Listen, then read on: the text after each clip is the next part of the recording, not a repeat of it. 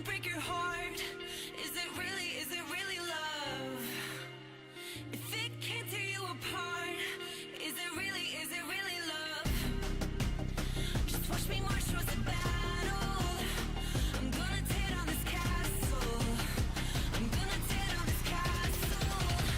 I'm gonna tear down this castle.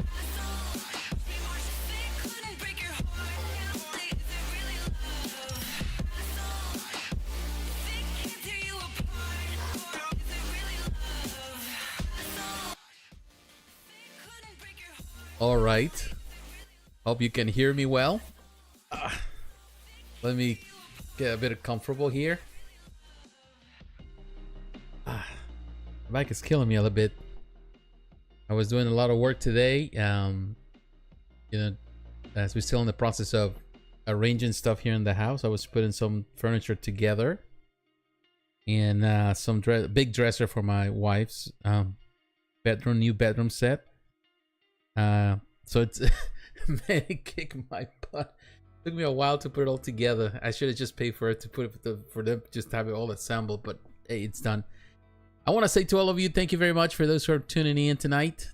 Thank you for being here with me. Appreciate the support. I want to make sure you're listening to me properly. I want to welcome everyone who is here. Thank you very much. Thank you for taking the time to be here. And this is a live stream that I haven't done in pretty much the last live stream we did it 7 months ago, over 7 months ago. So it's been quite some time. We didn't get the opportunity to do it before.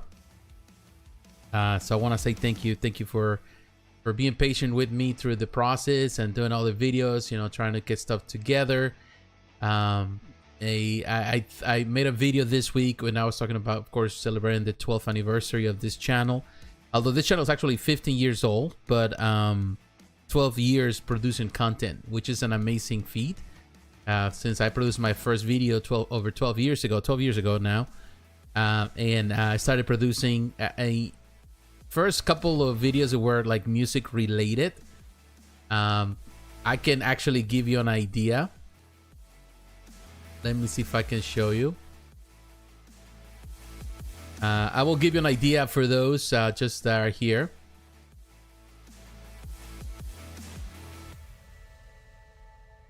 And maybe this give you a better idea. So let me go there. Let me take you there. This is, of course, the main page here on JPSat Reviews. This is my main channel. And when you go there, you can see, just to give you an idea, you go to information. This channel created in January 10, 2010. That's when that's when I joined. So it's, yeah, in January actually we celebrated 15 years since I actually created this channel. Just 15 years, you know, a little over 1,740,000 views, you know, almost 4.59 subscribers, 1,348 videos. Not bad. Definitely for 15 years could have been done a lot much better, but it didn't happen. But yeah, that gives you an idea how long we've been at this channel, which I want to say thank you very much for your support throughout these years.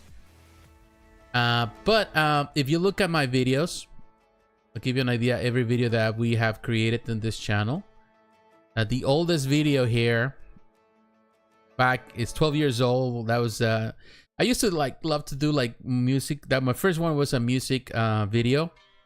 Berlin is one of my favorite bands of all time, so I make a video of it. I remember I was in a hotel room bored to death, and I, you know, for work reasons, and I just started working with my computer and I put the video together. That was my first video. But the first actual video, it was review, as you can see, this Bowen Deadpool action version by the Kucharik brothers. That was 12 years ago. And I cannot believe it, 12 years ago, that was my first video review, the first one that I talk in the camera. Then I did another another of my favorite bands, Project 86, another song that I produced there. And then you have the Incredible Hulk variant version, website exclusive by Bone Designs. That was my second video. And that started everything for this channel during that year. That's when I started doing a lot of statue reviews. As you can see, these were my first statue reviews that I produced. Actually, in this year, they will all be 12 years old videos. Lara Croft, you know, from Sideshow Storm Comic Cat. I got the Kotobukiya Warpath, the X-Force Diorama exclusive by Sideshow Collectibles. Of course, that was the classic, also Kotobukiya Avengers classic. You know, these are my first videos. That was that year I got busy, you know, producing, you know, videos, which is it's a good start with statues, with Thor, Spider-Man. I got the exclusive Lino, Pop Culture Shock, and I did all the things, you know, you can see I was just experimenting with whatever came, unboxing some Blu-ray steel books. I was collecting that, Mesco, Lino, you know, Kotobukiya. You can see that. That's how we started in this channel. And you can see also my first omnibus. That was Amazing Spider-Man omnibus review. That was the first one 11 years ago, which is going to be 12 this year. And of course, everything. The rest is history. You can see. So it's been a very, very busy time, really. When I look back and really consider all those factors, what we have done in this channel, I want to say thank you. I want to thank each one of you for, you know, for your constant support. It's been I couldn't have done it without you. You know, it's an opportunity for me to produce these videos. It's always been, it started as a fun project and continues to be a fun project that has been a big important part of my life, and it's been thanks to your support and thanks to your encouragement and always being there for me through every step. I'm grateful for the opportunity. I don't take it lightly. So yeah, it's been fun. It's super fun all these years to be able to do it. So it's been an adventure for sure. So yeah, definitely I couldn't do it, you know, done it without you. 12 years, they can be said easy. You can easily say, oh, 12 years is nothing, but 12 years has been a big chunk of my life, you know, doing this. I never expected this to grow to become what it is. Even though it's not the biggest channel in the world, it's still small. The opportunity to express my point of view and to share with you has always been important. So I want to say thank you for, you know, for that, you know, I really treasure that.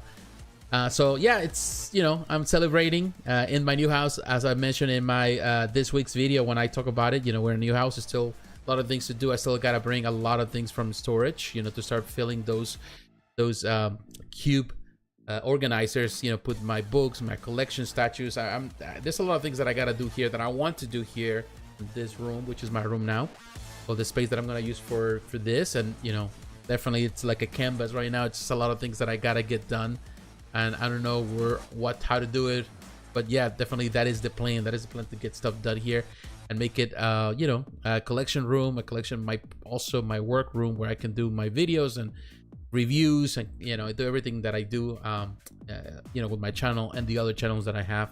But I want to say thank you once again.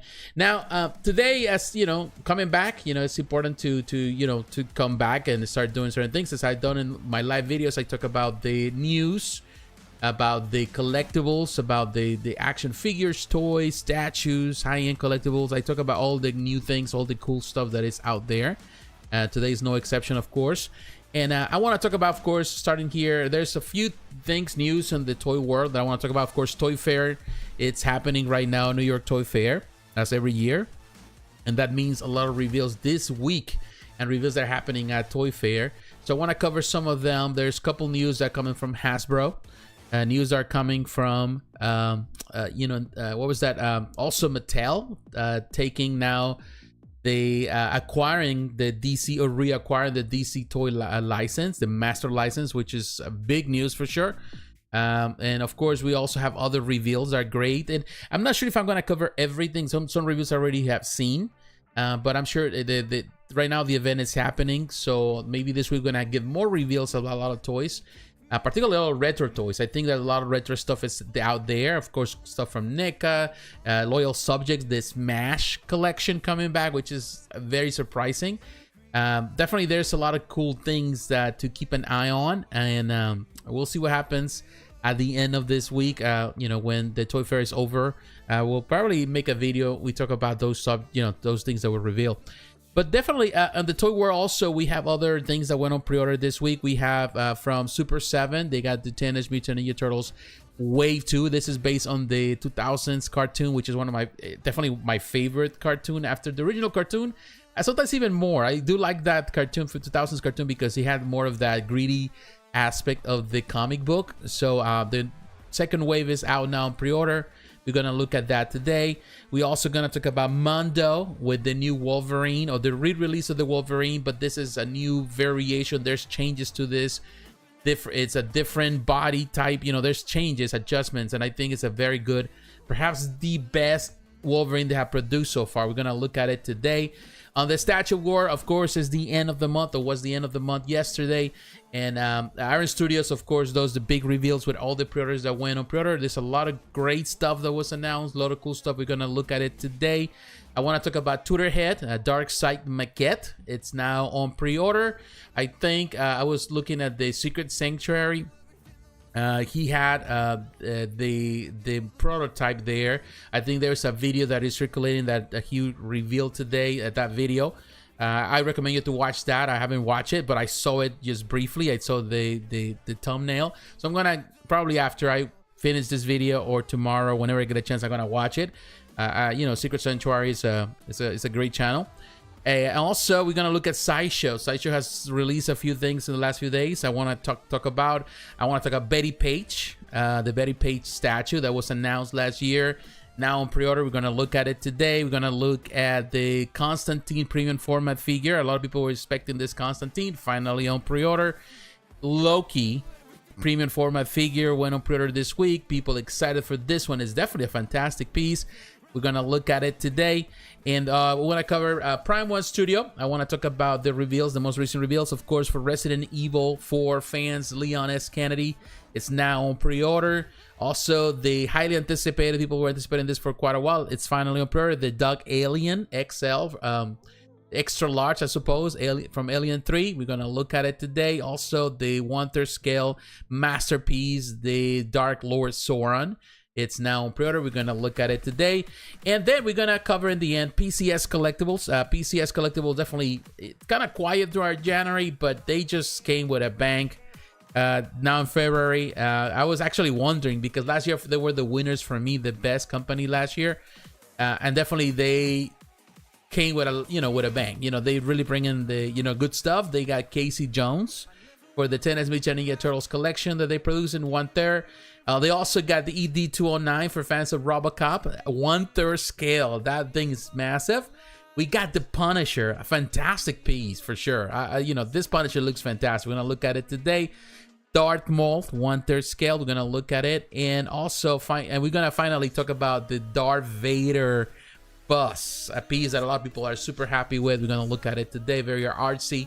And definitely, there's a lot of things. There's a lot of things that have been revealed this day, but these are the highlights for me.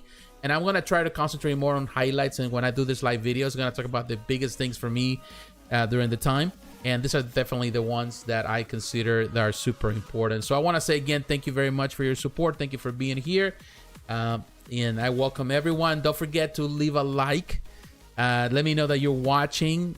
Please leave your comments. Let me know where you're watching from. You're watching this.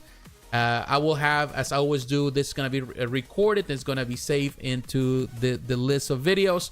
I will have the timestamps tomorrow, as I always do. So that way, if you don't have the opportunity to be here live, you can always come back and go through the different parts of the video. You're interested in only one subject, the one that we cover, you can go to that particular video, or you can watch the entire thing. It helps me. But leave a comment, leave a like, share this video. It really helps me out. And consider also supporting me through Patreon or through the super chat. If you're watching here, everything you do to help me helps me to keep this channel alive. And follow me on social media, on Facebook, on Twitter, on Instagram. The links are here in the description. And again, thank you for your support. Let me drink some water, and then we're gonna get into it.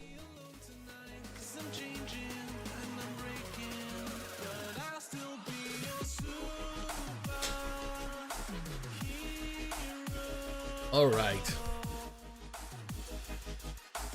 I'm trying to see. All right. All right. So first into the news. Let's talk about Toy Fair, of course. Let me see if I can take you to. I think a place that I like to go normally is Toy Ark.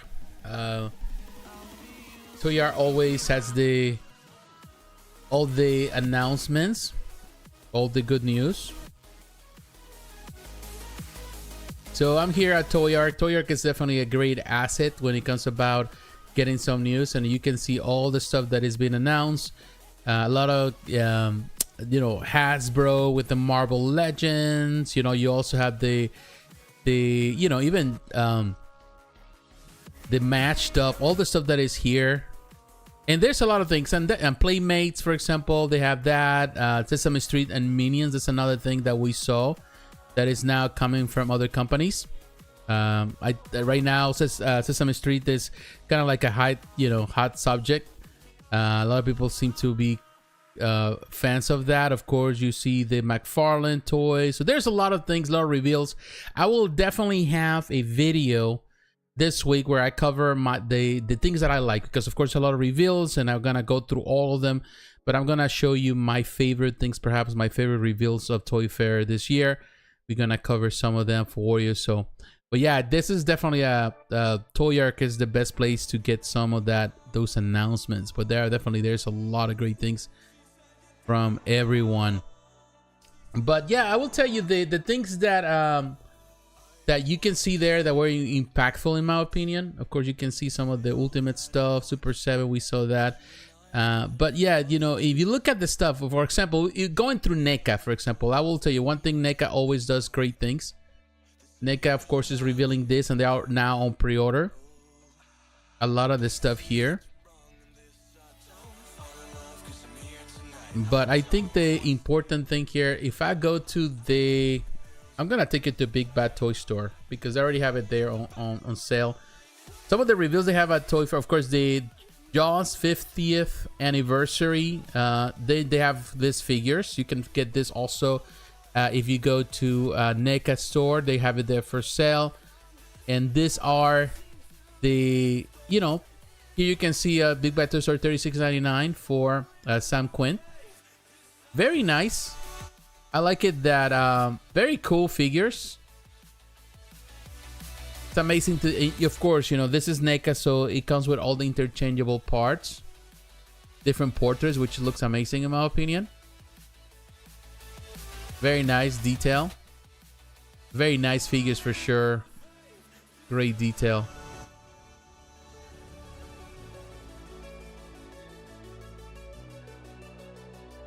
And I love the packaging for sure. So that is one just for reference here. There are 7 inches, of course. And then, of course, you got a Mad Hopper, an Amity arrival. Very cool. So, of course, this is where Showcase revealed there. And I gotta tell you one thing. As a person who grew up in that time, I'm not 50 years old, but I'm 45, so turning 46 this year. But when I was born, Jaws was like a big deal. Like I remember my father was a big fan of Jaws. In my house, they watch it as a kid, even as a kid. So I remember being a big deal as a movie as a kid, and I think every year we watch it. One way or another, we always watch it, and it was something. Of course, the following movies, I watched some of them, the sequels. But yeah, this is a very, very, it's a cult classic. More than a cult classic, it's a popular franchise. That it's amazing to think that it's been 50 years since this movie came out. And it's amazing, of course, that I love how NECA really pays homage to a lot of these old franchises. by doing what they do here. But I think the biggest surprise about not only about the figures is that it finally, and of course they've been doing this figures for Jaws for quite some time. Of course, this is the 50th anniversary version. This is the ultimate versions with a lot of the ultimate, with more parts and accessories. But I think what has people excited, of course, is the shark. I think a lot of people were hoping for, you know, for finally get a shark, and you can see it. It's, I don't know if it's the full size shark. I think it's maybe smaller than what it should be. But still, regardless, it's a pretty large shark, and you can see with all the accessories. Very nice detail. It also have some articulation, and there's a couple, you know. That is very, very cool, man. And look at that. So even the packaging is very cool because, you know, it's so classic retro. But if I'm looking at the NECA here, for example, these photos, look at the photos. Maybe we can see some photos here. You can see all the NECA stuff that was revealed. Of course, a lot of stuff was revealed. It's been showcased over there at Toy Fair. Expect this year to be extremely busy with NECA as always. You're going to have, of course, to be on the lookout. Places like, you know, Walmart or, you know, Target for the most part. But here you can see the photos of these figures. Very, very nice detail there. These photos are better than the ones they have on the, you know, for promo. Very nice detail on these figures. Very nice detail. Very well done. And that shark looks terrific. I still think it's a pretty good size. It's actually a pretty good size. Although I wish it was a bit larger so you can actually fit in a character. I don't know if you can fit this character in his mouth, you know, as in the movie. I think it should be bigger. But that's just me, but definitely the detail on the shark is great. And of course, these are more stuff that they showcase there. But yeah, definitely Toy Fair, amazing with the reveals that they have, as usual. But also NECA had other things, you know, to reveal. Of course, on the Teenage Mutant Ninja Turtle side, they always have stuff. But other reveals that we saw right here. Of course, they do have some of the DC stuff, little stuff. But I think the biggest thing is, of course, is Sesame Street. Sesame Street, something that we've already seen some of the pre-orders, but having the all the characters and adding more to it. This is going to be very interesting. This is the tiny little one, the tiny little figures, but they got their other regular size, the ultimates, I suppose. Very, very nice. But you, for example, just to give you an idea, if I go to Big Bad Toy Store. Oopsie, I think I went too far.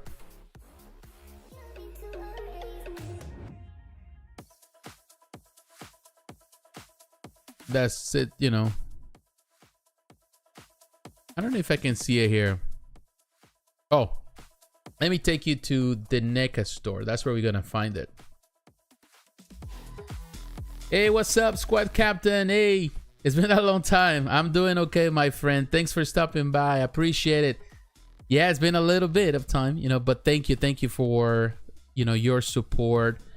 But here we have at the NECA, oh no, I think this NECA online. Yeah, NECA store. If we come here to the NECA store, of course, you see all the stuff that they already have for sale. Some stuff, you know, they're already been out.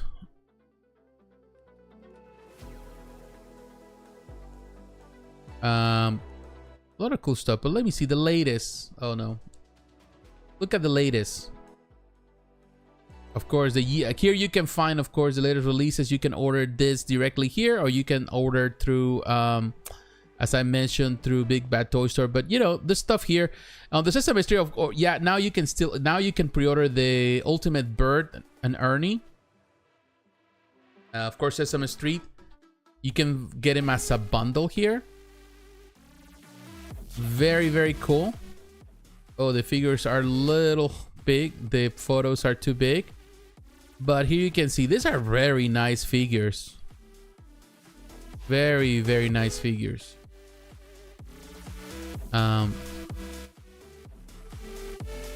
But also, if you come here, of course, these photos, look at this right here. Big Bird right there. That is another addition that was revealed. They're going to reveal more stuff, as you can see. So I don't want to really cover a lot of stuff here today in reference to this. Some of these are really nice announcements, and it probably is going to make a list of my favorite reveals from Toy Fair when I make a video later in the week. But here you can see this figure. It's just a beautiful figure. Look at this one too. If there's a company that can do amazing stuff with Sesame Street, it's definitely Neca. And really looking forward to more reveals with this collection. As you can see, very nicely done. So yeah, it's another thing that I will say with Neca, they've been doing really fantastic. A lot of great reveals, and of course, how can you not forget, one thing is true, some of the stuff that we haven't seen, of course, it's the gargoyle stuff. I don't know if there's gargoyle stuff. Let me see if there. I didn't really check. Something that I don't know if they're gonna continue with gargoyles. Of course, they got some of the other stuff from Alf. Some of stuff is there, but I don't see the gargoyle stuff. So I don't know. It's been comments that license has been lost. Who knows? We'll know for sure.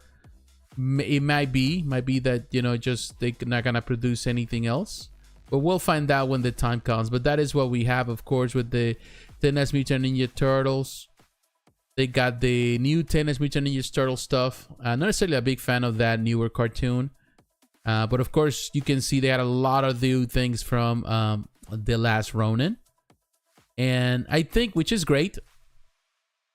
Let me give you kind of like an insight of all the reveals here. Of course, The Last Ronin is becoming like the thing.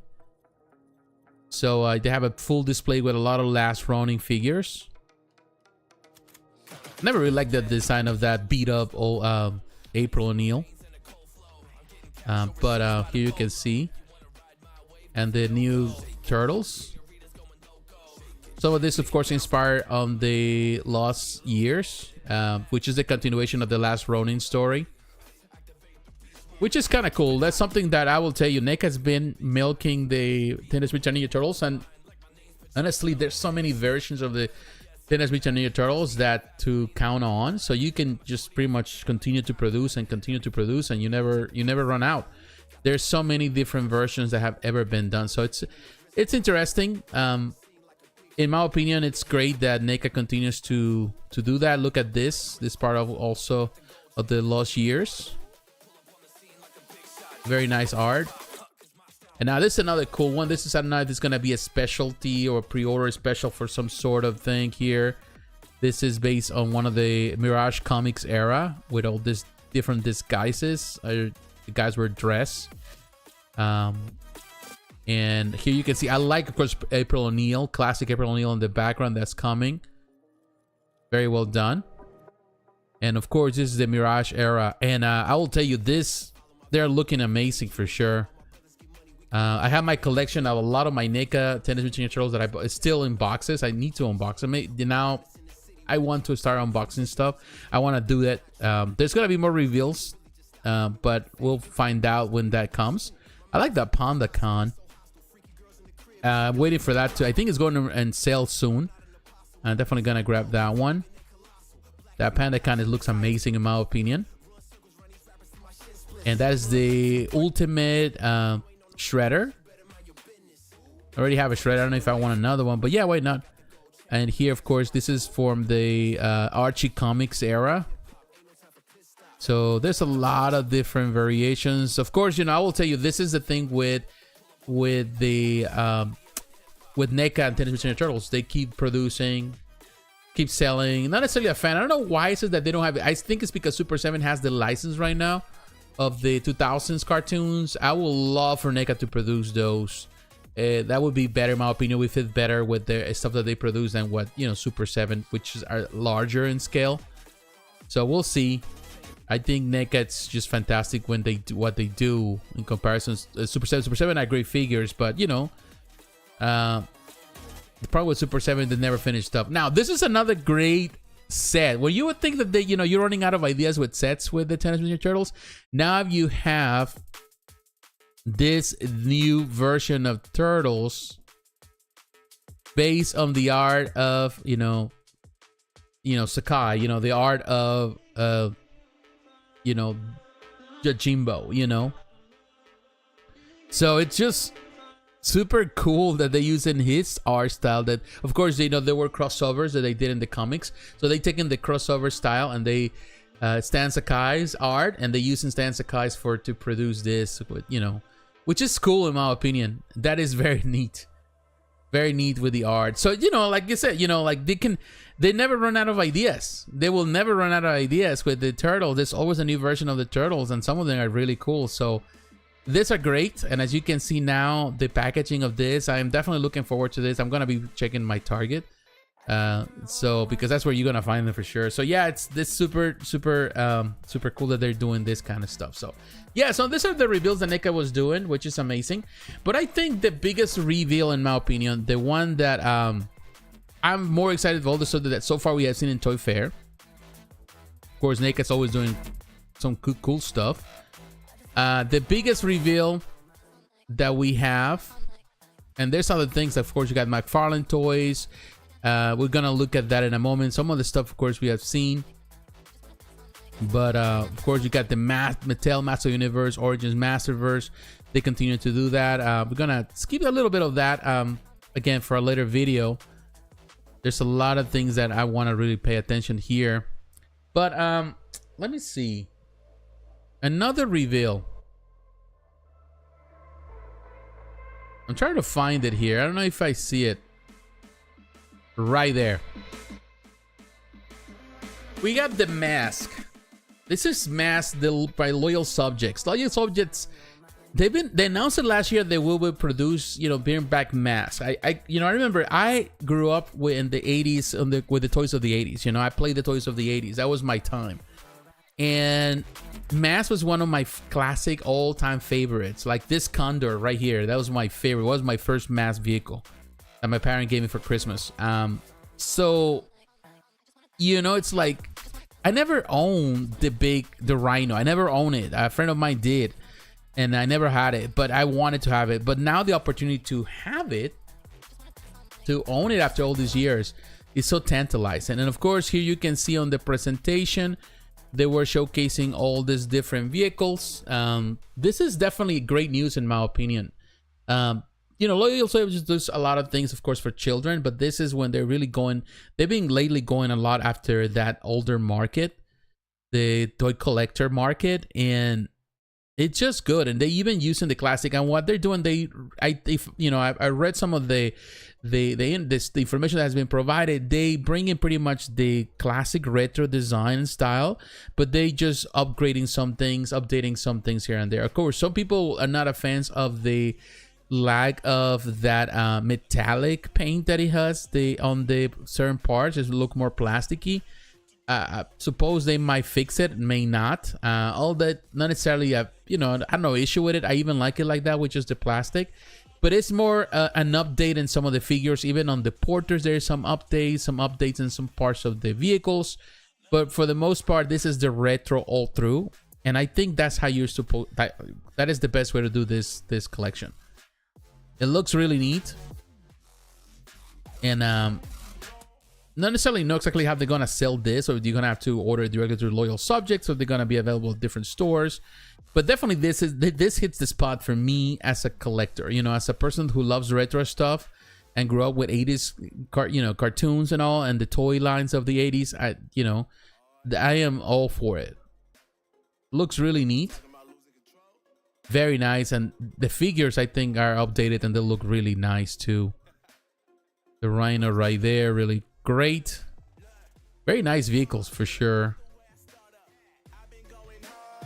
Very nice job. Man, there's like 185 pictures here.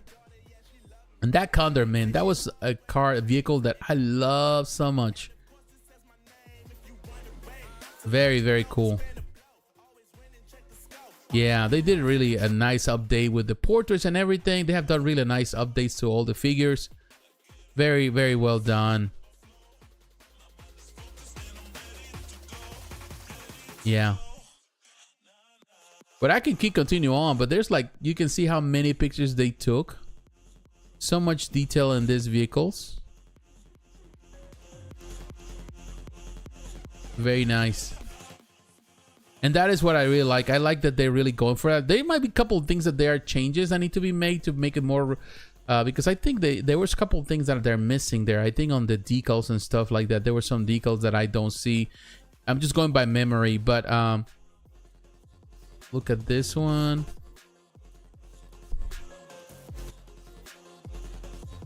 But yeah, I'm telling you, this is super, super cool.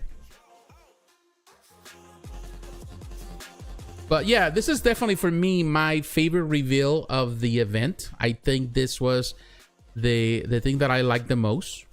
Very, very cool that they continue to you know, to honor this tradition of bringing toys and retro toys. And I think Loyal Subject is really touching something that's very special, and I think it's gonna do so well. It's gonna do really, really great. A lot of people, a lot of fans out there are really looking forward to this retro toys. So, you know, and even the retro packaging, you know, that would be great if they keep up, because that's what they say, they're gonna try to keep up with the retro packaging. So we'll see. It's gonna be very, very interesting to see. Now, other things that I want to move on now, also the reveals that we were talking about. There was, this week, there was a big announcement, of course. So we come to think about, I want to talk about Hasbro before I talk about Mattel. But I want to talk about Hasbro. Of course, we know Hasbro's been struggling a bit.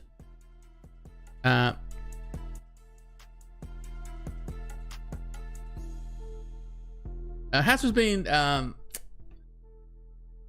it's been a lot of conversations for a while. If you look at a lot of the stuff online, reference to Hasbro leaving the toys behind, there's something that has been said a lot, and there's a lot of mixed opinions because of the, of course, like this company, of course, they based in Rhode Island. They actually live in Rhode Island. They last 2 years, they've been doing a lot of layoffs. They've been letting go a lot of people. And they've been restructuring the company in some way. They haven't been as profitable as before. They have lost money. You know, they haven't reached the goals, so they definitely have in hot waters, and it's a reflection of it's a reflection of the world we live in, reflection of the demand, how even the young generation of kids are not necessarily in tune with toys anymore, as you know we were. They're more into the digital market, into video games, all of that. So definitely it's a reflection of all of that. So they let go a lot of people, and they're actually moving to Boston, to the Boston area. They're moving their company, you know, which they were based in Rhode Island for many, many years. So it's definitely it's getting hard, people that work for the company. So it's been talks about them also moving away from toys, and in what direction. And of course, here you can see there's a lot of opinions, and it's been a while about, even though they've been making strides with the Transformers license, which has always been very ever present, but it's a partnership they also have with Takara Tomy. So Takara Tomy continue to produce them. But they are moving in a couple of things, and I want to see as something that I saw Hasbro.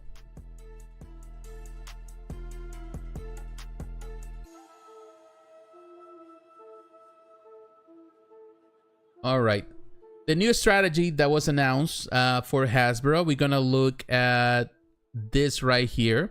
There's been a lot of conversations. This was just released recently, except all. Hasbro unveils new strategy. Is called Play In to Win. This is the thing that was just released recently for, you know, meeting with investors and all of that. Today, Hasbro, that's February 20th, leading games IP and toy company is unveiling a new strategic plan, Playing to Win, taking the company through 2027. At the heart of Playing to Win is Hasbro's mission to create joy and community through the magic of play. Through play, fuel, engagement, and partner-scale co-investment, Hasbro will seek to expand its reach from over 500 million kids, families, and fans today to over 750 million by 2027. As you can see, it's pretty much just what you would expect when you're trying to sell a product to investors. That's pretty much it. Here talks about the revenue, the cost, but the important thing, of course, is talking about what they're focusing on through it. Here, Play to Win includes 5 strategic building blocks. First, franchises, asserting the fundamentals of profitable play-focused brands. Aging up, increasing the play and collectible appeal for fans age 13 and above across Hasbro brands. Everyone plays, expanding reach and opportunity areas, including girls and emerging markets, digital and direct, building video game services and e-commerce capabilities, a partner scale-driven, profitable reach through outstanding retail and licensing partnerships. So when you look at the whole thing that they're doing here, they're talking about that they technically, when just kind of dissect a little bit, they're talking about expanding most importantly, the digital market. And that means also investing into whether it's video games. That's something that I think they're really focusing on more than ever. Then it's not a second thought. I think the toy franchises or the toys are no longer as coveted or as profitable as they once were, and they are looking at what other companies are doing, making so much money. Like the gaming market is so powerful, they're making so much money out of it, so they want to focus on the digital market. So that's what they're trying to do now, to focus on producing video games, but also IPs, and giving their IPs to other companies, making those type of partnerships and licensing. That's something. Also, there's talks about asserting the fundamental of profitable play focused brands. So they definitely are. They have important brands. They own a lot of important brands, like Transformers. They share with Takara Tomy. But there's so many. M.A.S.H is one they actually are sharing with loyal subjects. So technically lending their IPs, for lending in some way, getting into partnerships or deals where other companies actually producing for them. So does that mean, and there's been this assertion or this idea that perhaps they're also leaving certain markets, that perhaps Marvel Legends it's over and they will actually lend another company. As we know, and I'm going to talk about it now, Mattel just acquired the license again, the master license for action figures for DC, which means that McFarlane Toys is not going to produce more toys until the end of this year. Pretty much this is the last year for McFarlane Toys with DC. But McFarlane is now stepping with, he's been stepping very deeply with Marvel with statues. All right, it said that McFarlane Toys is going to take over in some way with action figures with them. Who knows? That is in the air, but the possibilities there. But for the time being, it means that they want to focus more into expanding into the market, into selling products, digital products, into actually renting, selling, renting. Get into partnerships with other companies that will produce toys for them, and it's profitable. Definitely the risk is less for them, because they have the IPs that people want.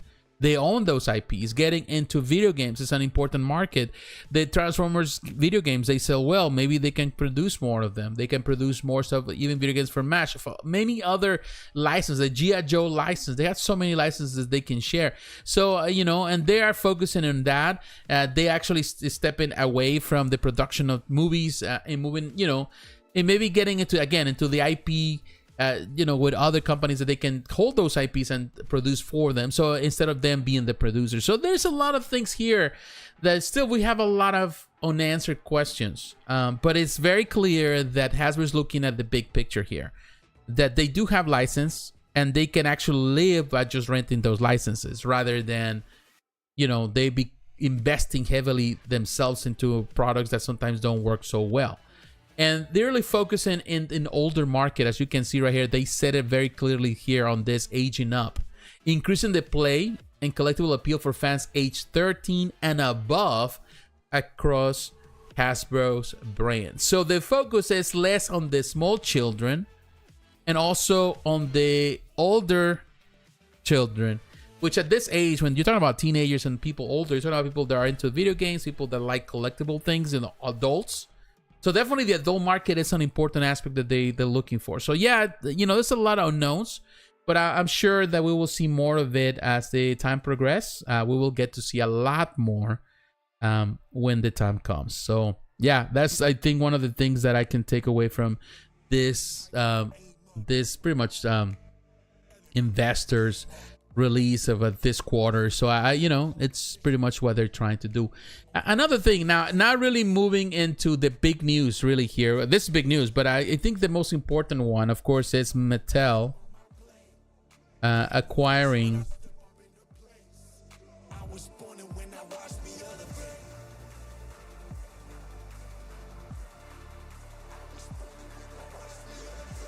And as you can see, the DC Multiverse ends as DC Comics debuts a new Marvel partnership. It says that you can see a crisis on Infinite Earths has arrived as the DC Multiverse is coming to an end in 2026. When we talk about DC Multiverse, we are referring to the one from McFarlane Toys. Here, that is right. Mattel has announced a new multi-year licensing partnership with Warner Brothers to give new life to DC Comics. Yet again, in 2019, Mattel originally lost the license to McFarlane Toys, who has been steadily dropping new collectibles ever since. They lost it to them and Spin Masters, I'm sorry. The DC Multiverse line seemed a huge success with new 7-inch scale figures constantly being released. Definitely, they were very popular. Their DC Multiverse line seemed like a huge success. Again, I reread that part, with new 7-inch scale figures constantly being released. But the line will seemingly end in the second half of 2026. Well, it more than likely is going to end at the end of the year, because then the other part of the year is going to be pretty much to kind of clear their stock. That's what they normally companies do once a license is sold to somebody else. When somebody buys a license, pretty much there is a period of time where they need to get rid of all the stock they have. So I'm sure that the last release reveals that we're going to have is going to be at the end of the year. The last new stuff, more than likely within the first half of next year, is going to be more of just selling whatever they have. A lot of stuff is going to go for sale, everything they have in stock. Here, of course, this will easily give Hard Toys plenty of time to wrap things up, and hopefully Mattel can take a page out of their book for the next era of DC Comics collectibles. Mattel's previous wave of figures was 6-inch, which is very classic. I will tell you, the DC, what was that? Also called the DC Universe? I don't remember. I remember that I was going, now that I was moving my stuff, packing stuff, I was going through a lot of boxes full of toys. I found some of those old Mattel toys that I used to collect. Some of them are still really great toys, very nicely detailed. Some of, I pretty much sold the collection that I had, but there were left a few that I didn't sell for one reason or another. They remain, and I found a few, and it was kind of like memory lane, because for a while Mattel was the source of a lot of DC stuff, very great stuff that Mattel was doing. Very nice, very nice collection. So, but it was not the same level of detail that DC Multiverse is now. I can disagree with this. Is more of an opinion. I will tell you that yes, the McFarlane have detail and some sort of things, but also they lack in other areas. I will tell you, I was not necessarily a fan of the body of many of the type of buck that they use.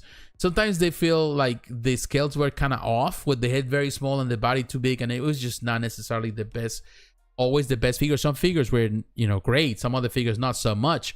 And of course, because of lack of certain weapons, they couldn't carry weapons and stuff, because of course this new thing with Warner Brothers. So yeah, there were a couple of things that I wasn't crazy about. And here, sadly, the Muslim Mattel has been successful with the Master of the Universe Master Burst line. One can hope they will have some great releases. Sadly, this most likely means for all McFarlane DC lines will be vanishing with DC Superpowers. The DC Superpowers is the one that I'm definitely gonna hurt the most for me, because I was collecting it. I still need to finish a lot. The DC Retro and the DC Multiverse, unless Mattel decides to continue them. So enjoy one more year of the DC Multiverse and get your missing McFarlane Toys DC Comics figures while you can, as the doomsday clock is ticking. So yeah, definitely this year's gonna be more of a get as much as you can before they're gone. Check out some of the press releases below. So as you know, it's an interesting time. Okay, Mattel, DC Multiverse. Kind of give you an idea of some of the figures that were produced for Mattel. Mattel produced a good number of figures, and some of them, they were really, really good. I like their figures. They were 6-inch, but they had some really nice figures that they fit so well, really, with the anything that was Marvel. So I think when they came with the 7-inch, it kind of like the figures got a little bit too, I don't know, too big in some way. Mattel really had the opportunity and did produce a lot of figures at a good scale. So yeah, I will tell you this, it's kind of good having the license back in some way. Mattel has a history with DC. It's undeniable. How far they're gonna go with it, I don't know. But yeah, this is the time where if you are in the market and you need to grab some of those, I think this is time to do it. No better time than now, because again, this is gonna be the last year, so we still got this year. But if you're missing parts, definitely go for them, because next year, they're pretty much a lot of stuff is gonna be on clearance in some way, or they're gonna try to sell as much as you can until the end, and after that, it's over. So it's whatever these Mattel decides to do, whether they want to continue the same concept, that the same scale that was done, or it's up to them. They have the master license, so it's not like some people are thinking, oh, perhaps McFarlane is going to continue with a 7-inch while Mattel is going to continue with a 6-inch, and that's not going to happen. That's very unlikely, unless McFarlane pays royalties to Mattel to do so. That's it, and I don't see that happening. Why it's not happening very easily? It's because Mattel has the master license. A master license is a license that covers everything that action figures, all the different scales. So that means that, McFarlane's going to have to stop everything they're doing with all the different scales, unless, again, if they pay not only Warner Brothers, but they also have to pay royalties to Mattel to have that, or get into a partnership with Mattel to produce it, which is also possible. You never know. But for the time being, I doubt it. Nothing has been said about it. But things can change. We will know for sure from here to maybe by maybe get some news by San Diego Comic-Con. Who knows? We'll find out more when the time comes. So this is definitely, stay tuned. This week I'll cover a little more news of the Toy Fair. Some of the reveals, we'll cover that in a later video. Well, let's just kind of get into the toy stuff. Let's into the pre-orders of this week, and I want to take you to Super 7.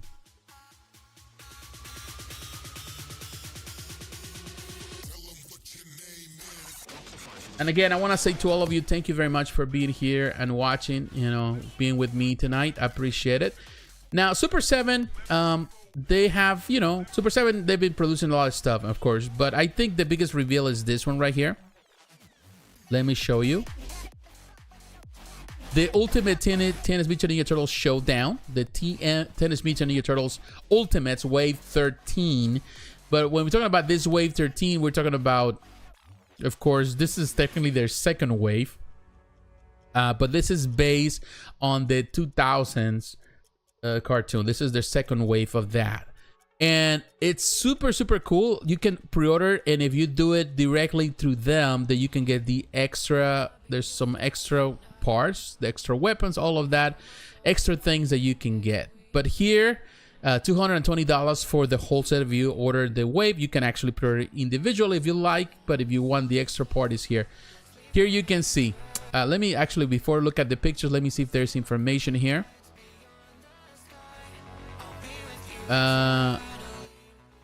Here you can see you can pre-order individually again, but let's look at it. Here are everything, and they come with really nice articulation. I think Super 7 is really doing it great with this one. The original turtles look amazing, but the bonus super pack, I will tell you, that Casey Jones looks amazing. That Casey looks really nice. Very nice detail. Very well done. I really like this one for sure. And here's an image of the packaging. I even love the art box. Very nice. The mock-up of the art. It has the interchangeable portrait with the M.A.S.H, of course, the M.A.S.H portrait, the different hands, the bats, the hockey stick, all of that, the golf club, the golf bag, and here, of course, is another one. You can actually get as many as you want. Foot Clan soldiers, very nicely done. Interchangeable portraits, hands, the katanas, so different weapons. And here you have the, very cool Splinter right there with the portrait. Splinter, Shredder, and my apologies. And here you have the different portrait. Very cool. Very nice, Shredder. Oh, that Splinter looks good too.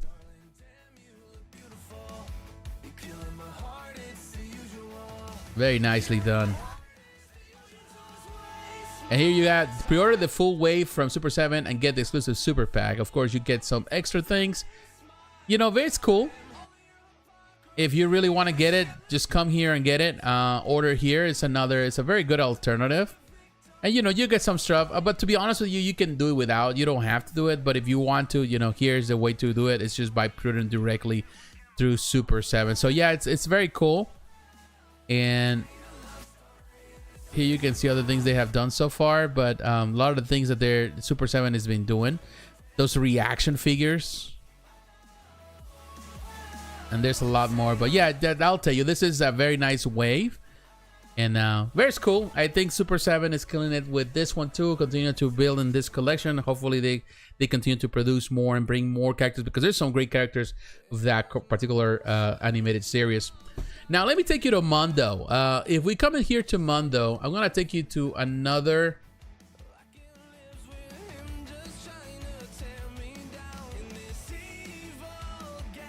And we come into Mondo shop because I want to take you to the newest pre-order.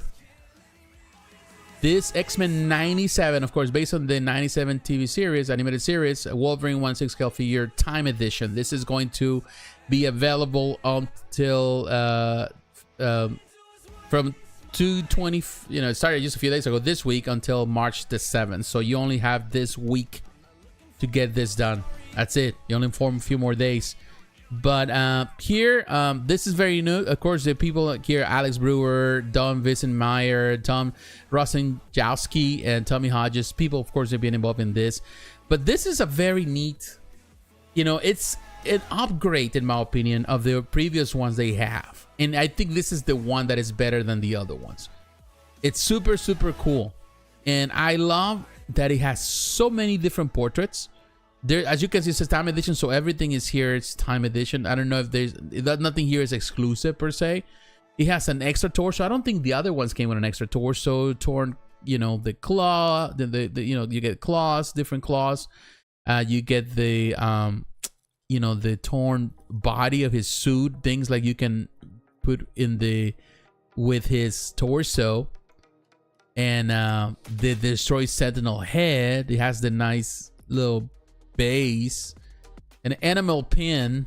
That's pretty cool that they doing that, and it looks great. I will tell you, the X-Men 97 figure from Marvel Legends is a very nice figure. I got two of them. I have one in the package and one that just to unbox, and I already took it out. Very nice figure.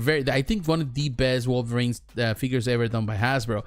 This is kind of like a larger size. Of course, this is a 1/6 scale of that figure. And it comes, of course, with more parts. Articulation is pretty much the same. So, but yeah, it's super, super cool.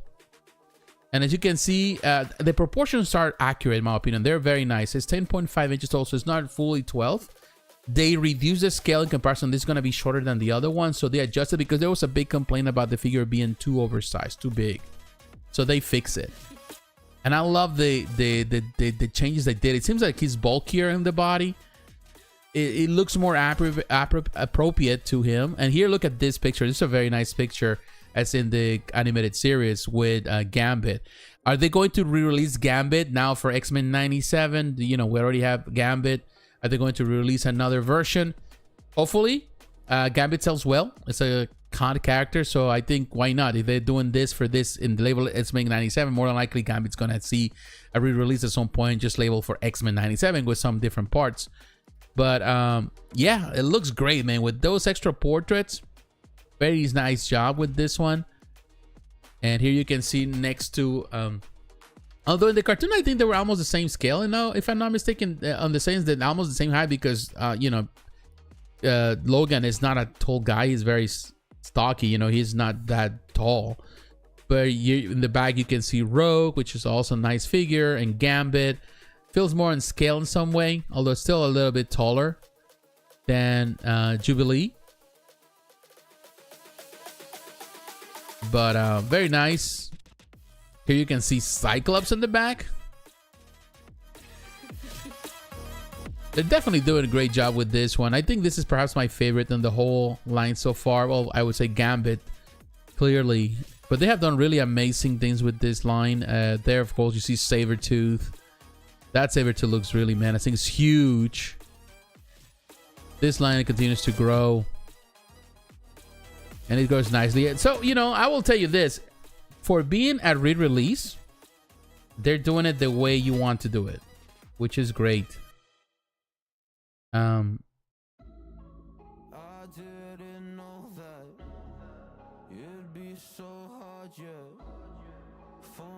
But that is really cool. So there's like 71 pictures here, but lot of detail there. Definitely they did more of that self-shading in some way.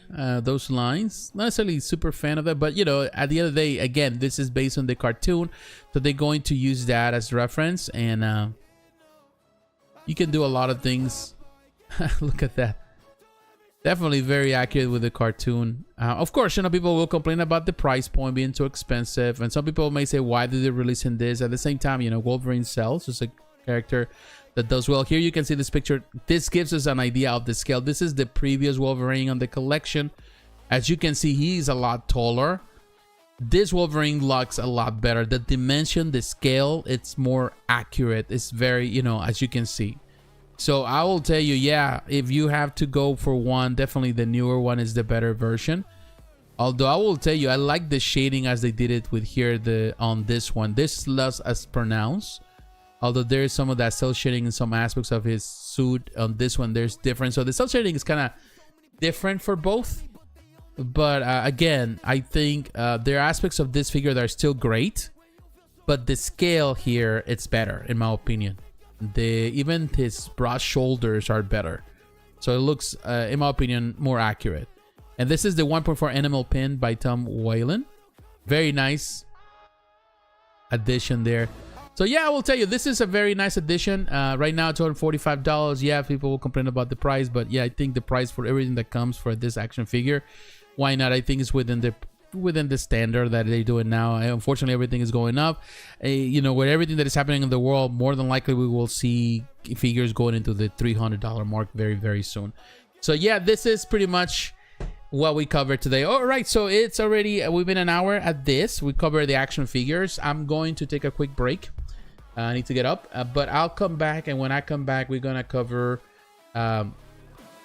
some action figures. No, we're going to the statue world. We're gonna come back. First thing we're gonna cover is Iron Studios. Then we're gonna move to Tweeterhead. We still had Sideshow Collectibles. We have Prime One Studio. We have PCS to cover. So stay tuned. I'll be right back. And I want to say thank you again for being with me tonight, for being supportive to this live stream. So my friends, see you in a moment.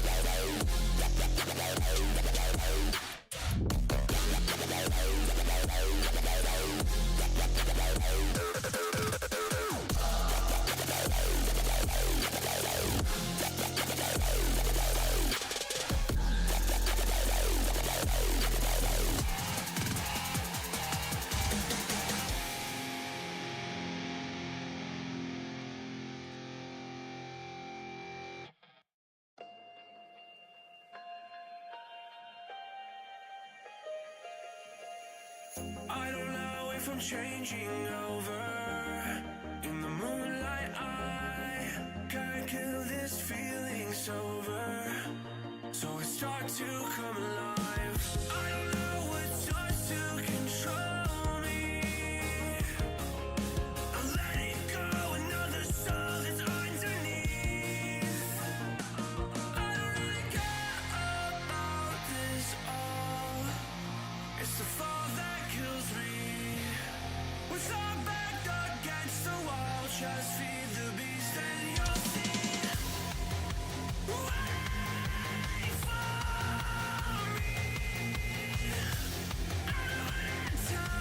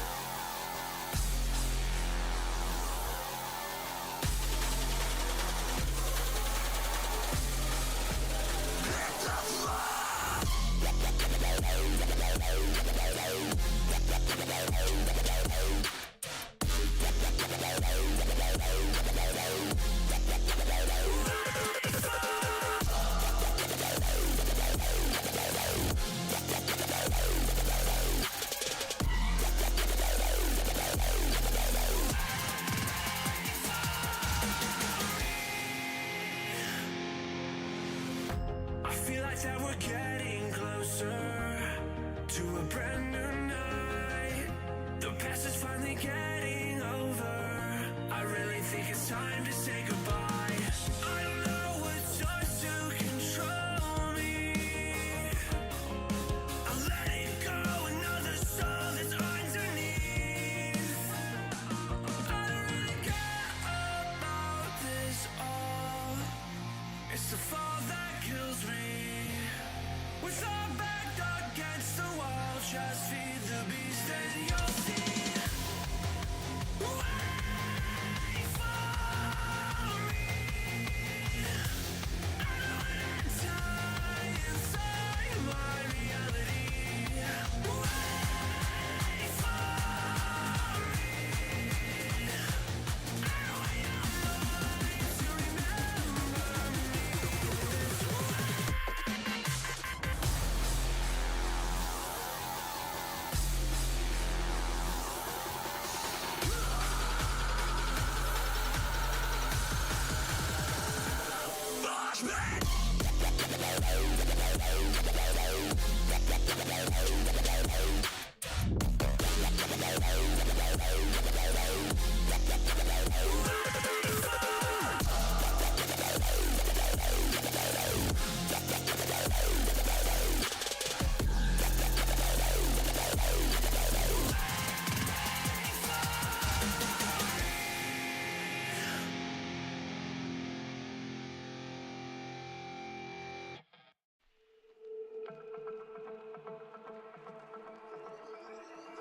oh, so suddenly you poison the air I breathe. But if you don't hate me, then why would you break me?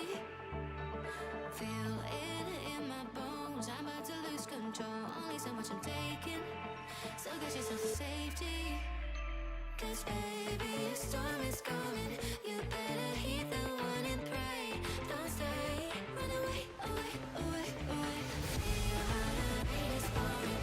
I'm a jet like a hurricane. Don't stay, run away, away, away, away.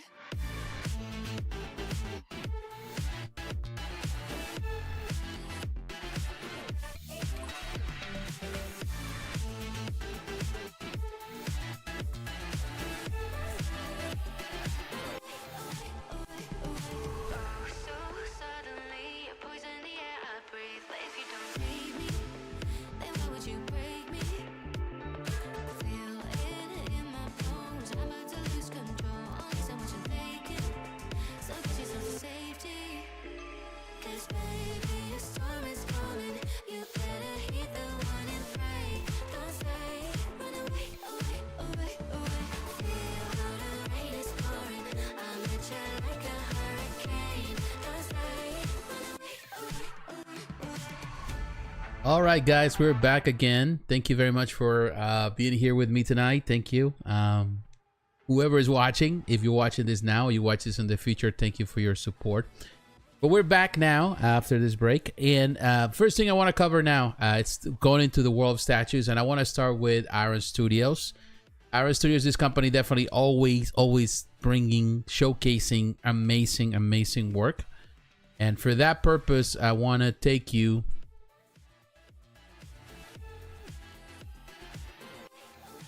I want to take you here. I'm going to use, of course, you can come here, of course, to the Iron Studios website. Here, you can order directly through Iron Studios. You can see here on the page what's there.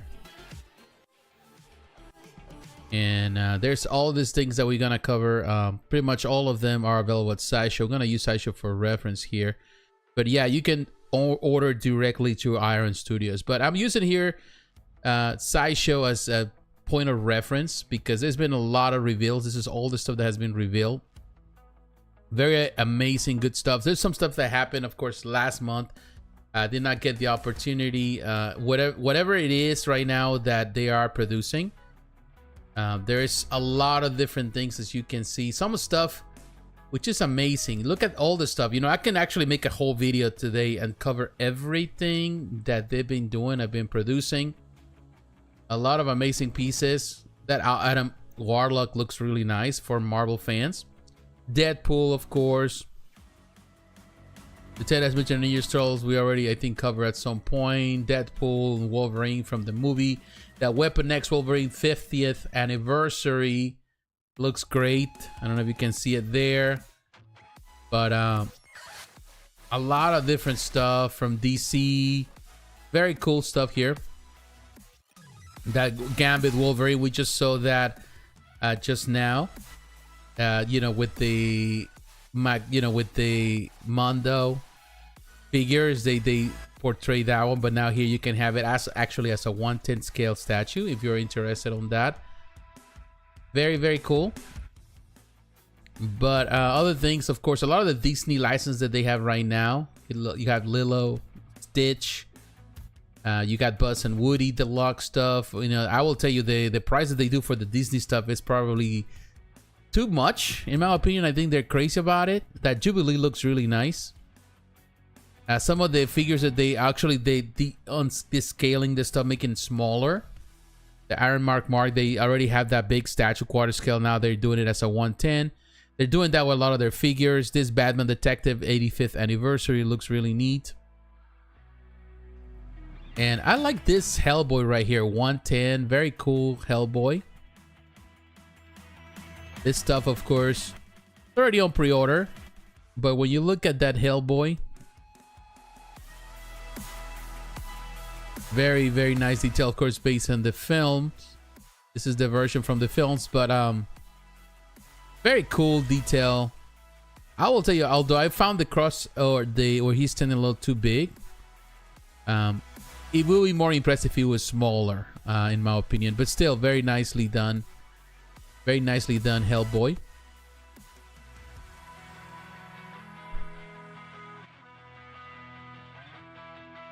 But also that ATST Chewbacca. This is what scale is this? This is a 1/20th, I think. Yeah, it is a 1/20th.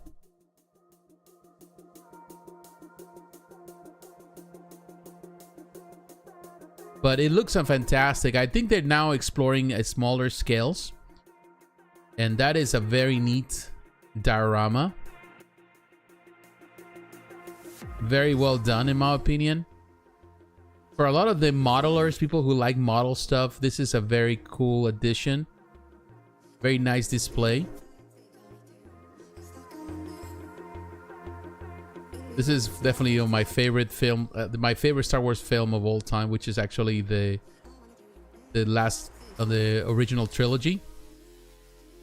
$850, so you have that type of money for it. Why not? Looks really neat. That is good. Look at this Daredevil. This Daredevil looks amazing too. Of course, now the TV show is coming very soon this year in April. I think that's when it's coming. I'm looking forward to that. But it's a very nice depiction of Daredevil. Very well done for 1/10. Very nice detail in the outfit. Cartoon accurate. It's a very nice depiction.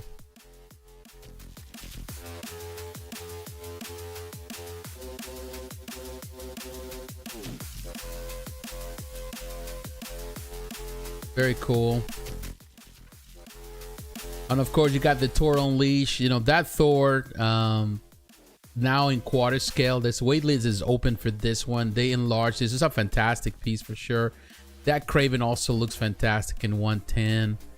Very nice. That Magneto versus Sentinel Deluxe. A lot of people seem to love it. The 1/6. Now it's this is a 1/10. The original was a 1/6. But let me take you to the ones from this most recent reveals. I think some of these from last month. Of course, they got this Hawkman, which was a fantastic piece. They went for the 1/10. I think it looks fantastic as a 1/10. It also comes with the open wings option. I think it fits better. The quarter scale, it was too large with the open wings, but here you know, and still get the option if you want to go for it. It's a very cool depiction of Hawkman. Very, very well done here. It's kind of neat that they're offering now, of course, options not only for if you're interested in one you know, that you can also offer other options. Now, this quarter scale Wonder Woman, part of the DC Trinity that they're doing, I gotta be honest with you, not necessarily a fan. It's, you know, Wonder Woman, nice depiction, but I will tell you, there's better Wonder Womans out there. This is a fully sculpted Wonder Woman, but right now with all the companies producing amazing looking Wonder Womans, you're definitely better off with a Prime 1 Studio or any other. It's still, you know, it's not a bad piece. You know, it's still find that it's not necessarily the most appealing to me, but it's on the wait list, which means that people were super interested. Perhaps just the pictures here don't give it on, you know, make some honor to it, so given the honor. Now, this is another one that looks amazing. The Luke and Leia Deluxe, of course. This is a classic from the classic poster, classic art. This is a very nice depiction of them. Definitely one of my favorite reveals. You get an alternate lightsaber, like mostly based on the original poster. They really did a nice job. And oh wow, look at this picture here. They're using that classic poster. This is a very artsy one. This is definitely one that I'm interested on. As a big fan of Star Wars and the classic art of the Star Wars, and definitely this is a very nice poster. That it was never part of the film, but it was a fantastic way to promote the film. With Princess Leia right there, very hot and, you know, sexy there. But very cool detail, very nice 110 piece. This is definitely one that I'll be looking forward to. And look at the edition size. Limited edition to 1,977, which is the year the original film came out. So that tells you why. It's kind of like a neat, cool idea, but definitely there's a lot of them out there. Gonna be a good number, a high number too, and I think it's gonna do well. Of course, they got this, the Yusaki Arameshi. If you are on Luffy, of course, you know, the anime stuff that they're going for. They're doing the Scorpio Milo if you're into the Knights of the Zodiac. Captain Planet. This is it's a comeback of Captain Planet lately. It seems like a lot of people seem to love it. Not necessarily a fan of the portrait. I think that's the only thing that I don't like from certain angles. I think maybe that portrait needs some adjustment, but I like the pose. Definitely that is the way you want to represent this classic character from the, you know, era, the 80s to the cartoons, which was very super popular. So yeah, just the portrait, like this angle looks a little weird, but itself, the whole thing is really well done. Another thing that we saw, of course, the Skeleton Throne, very nice. We saw it before. Now another thing that I love is the Snake Eyes right here. Snake Eyes. This is one that I am a big fan, of course. A very nice depiction of Snake Eyes with the extra portrait. It has an extra modern head. And then, I think this is the classic head. The extra head is more like the classic cartoon or the original. And of course, they went with the other one. Very nice detail on this. I am definitely interested on this one as well.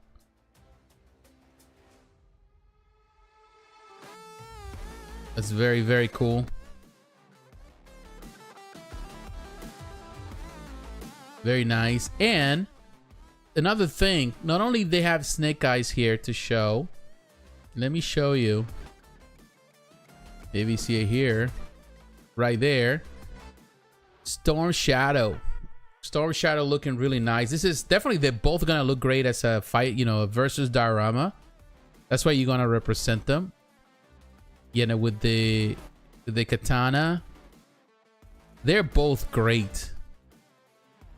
I don't think this one has any extra, but it doesn't need it.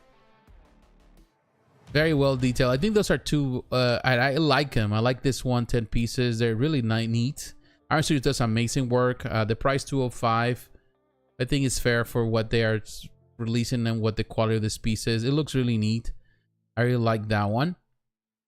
Now for Mortal Kombat fans, look at this one right here. Fatality Scorpion versus Sub-Zero Deluxe 110. That is, you know, classic. Very classic depiction of the video game. Very nice detail. I will tell you that it's a cool idea, a cool concept. And does it have a light up feature? Not sure. It does have a light up feature. You can see it dark and with the light up. Nice. And I like how they did the you know, the the top. Oh, that's super cool.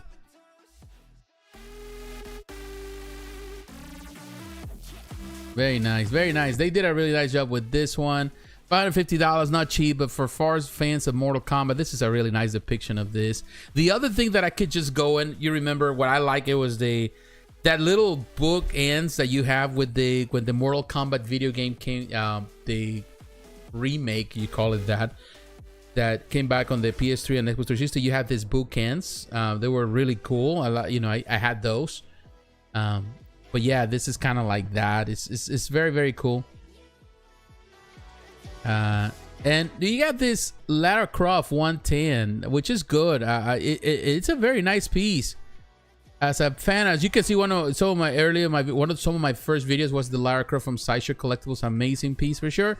This one comes with extra heads. Has the classic with the, more classic comic book with the glasses, and then of course you got the one more modern head, and you had an extra hand also, one with the weapon and one of course with the axe. So it's kind of like if you can switch it around a little bit here and there. That looks a bit more modern. But I like the classic. Although this is another thing that I saw the same thing, an issue with Hellboy. I mentioned that the base looks a bit too large, which loses some of the impact on the figure, But yeah, it's still good. You can manage. It's just the ratio. It seems like there's more base than the figure, and sometimes I prefer to have the figure itself to be bigger than the base. That has to be the thing that really attracts you, because here when you look at the piece, there's a lot of things that you're paying attention. The base actually distracts for a lot of things because of detail, which is great. I'm not saying that it's not. It's just sometimes it's the design itself, a concept where you want to have the design where actually the focal point is the statue itself and not the base. So I think that's something that they got to do a better job in doing that. However, look, I see the low stock remaining. People are fans. There's a lot of fans of Lara out there. So yeah, it's going away quick. So if you're interested on that, now look at this other here. Looking at this stuff, we're still going, but here let me show you this T-Rex chase. Or we saw, of course, I talked about it recently, the Prime 1 Studio big diorama, which still looks amazing. But Iron Studios also does amazing dioramas. And look at the scale of this diorama, the size, 23 inches. It's pretty large. So they're huge. So I would say they're hand to hand. You can go for I would say Prime 1 Studio, or you can do Iron Studios. I think both are really doing well, and I think Iron Studios is really managing to bring this scales, these statues, in really nice form, and definitely very nice detail. All the greenery there, and a lot of detail in the mud. Very nice set, very nice model. Very cool. The only thing that I would like for us to have light-up feature. I think that's a light-up feature in the Jeep. It should have some light-up feature on the. It's what I think it does. Let's see. Details. Additional details. Of course, it's polystone, shipping costs. It doesn't say anything if it does have some sort of light-up feature. I don't see it. But more than likely, they should have some, at least when I look at the picture. Correct me if I'm wrong. Let me know if there is something that I'm missing. I don't see anything else. But yeah, still nice diorama for sure. Very cool what Iron Studios is doing here with this one. Now keep moving into the other stuff, of course. Another thing, I missed this one. Looking at quarter scale stuff, look at this quarter scale Batman and Bruce Wayne. A very dark depiction of Bruce. $1,000 for this one. Pretty large. Not necessarily a big fan, unless you really like dark Batman. It's cool concept, but definitely this is a dark Batman. Not necessarily a fan of the darkness that portrays here. Of course, some people may see it as an artsy piece. Some people may be fans of the concept. It's just, I find it to be very, very dark. Look at that vampire there, or that vad. So I wear a mask, and that mask is not to hide who I am, but to create what I am. Okay. That's very I don't know, emo. That's emo Batman right there. That's emo Batman for sure. So I'm sure that some people are gonna love it. I just find it kind of emo. Still, you know, it's a concept. It's an idea for those who are interested on that, but definitely not my Batman. And talking about quarter scales, this is already on the waitlist. Cyclops. They continue to build this collection, which is interesting. And of course, that I like that modern Beast, and that Gambit is not bad. Definitely, they went for a very nice pose for Cyclops. It has an alternate head. Very neat. And I think it has a light up feature. It appears so. It might be wrong. It's a very nice pose. They definitely they chose a they chose one that was pretty good. And I'm sorry for coughing. Very nice detail. I like this one. The simple, it's probably the better one, you know. Very well done. And there's been a lot of terrific Cyclops statues over the years in quarter scale. Very nice detail. This is no exception. There's even a lizard there. A lot of modern detail there. Reminds me a bit of the details that were given to the XM Studios. So it's on the wait list. But another addition to the quarter scale line, which is interesting here. Now going through everything else here, what we have, trying to see if I miss. So of course here we have going into the Marvel stuff. They got the X-Men the X-Men Danger Room. There's two here. Now they're going into this. They have the Comic Colors variant, but they also have a more modern version. Let's look at the color version first. That's the variant. This is now they're going into the 1/20th. And the colors are great. It's more like a self-shading coloration, which is not bad. You have Wolverine right there. Banshee right there. Cyclops. Yeah, it's self-shading that you see there. Cyclops, I'm sorry. And then you have forgive me if I just kind of skip it. Colossus. For a moment, I didn't think. I like how that Wolverine looks really neat. And there, of course, you can see Storm. So it's just definitely the colors. It's just more cell shading in there. Nothing wrong with the cell shading. Makes it look a little more toyish. Now the standard edition. I will tell you, I think the standard is perhaps the best. The other one has a lot of cell shading. Not necessarily my fan of the way it looks. Although Wolverine looked better with the cell shading, I will tell you, it kind of pop. Here you can see Marvel Girl, Jean Grey, Banshee. Yeah, I will tell you this. Definitely the regular is probably the way to go. Yeah, I like the colors on Colossus a lot better. So yeah, I will tell you, between these two, the regular version is probably the way to go. And it's a 120, so it's not a 110 as the other one. So it's not going to be as huge as the other one. $1,000, still a pricey, but it's really cool concept that they're actually pulling off here with this one. Also, this week they released this second diorama, the Danger Room B. This is the second concept they have. This is also, they have the variant, which the coloration from the comics. Again, the same thing. Not necessarily a fan of the cell shading. Nightcrawler. Warpath. Kind of nice that they're doing Warpath. Sunfire. Kitty Pryde. Love Keed. Cool concept. Nothing wrong with that. And definitely the Archangel is definitely looks big with those wingspans. But here it's the regular version, and I think definitely you go, if you're gonna choose one version, you stick with that version and keep moving. Warpath looking great. Although I will tell you, in some way, I feel that in some instances it looks good. The comic book version also looks good in some instances. Sometimes these pictures don't really do justice to it. It's when you see it in person that you realize how good it is. I think in some way it feels that this version, that the comic book looked better, the comic paint will look better on this particular display. Oh, look at this in the background. You can see, you know, Professor X. Kind of weird the way they angle it in that part. I think it's all part of the same set of dioramas that they're building with everything else they're doing.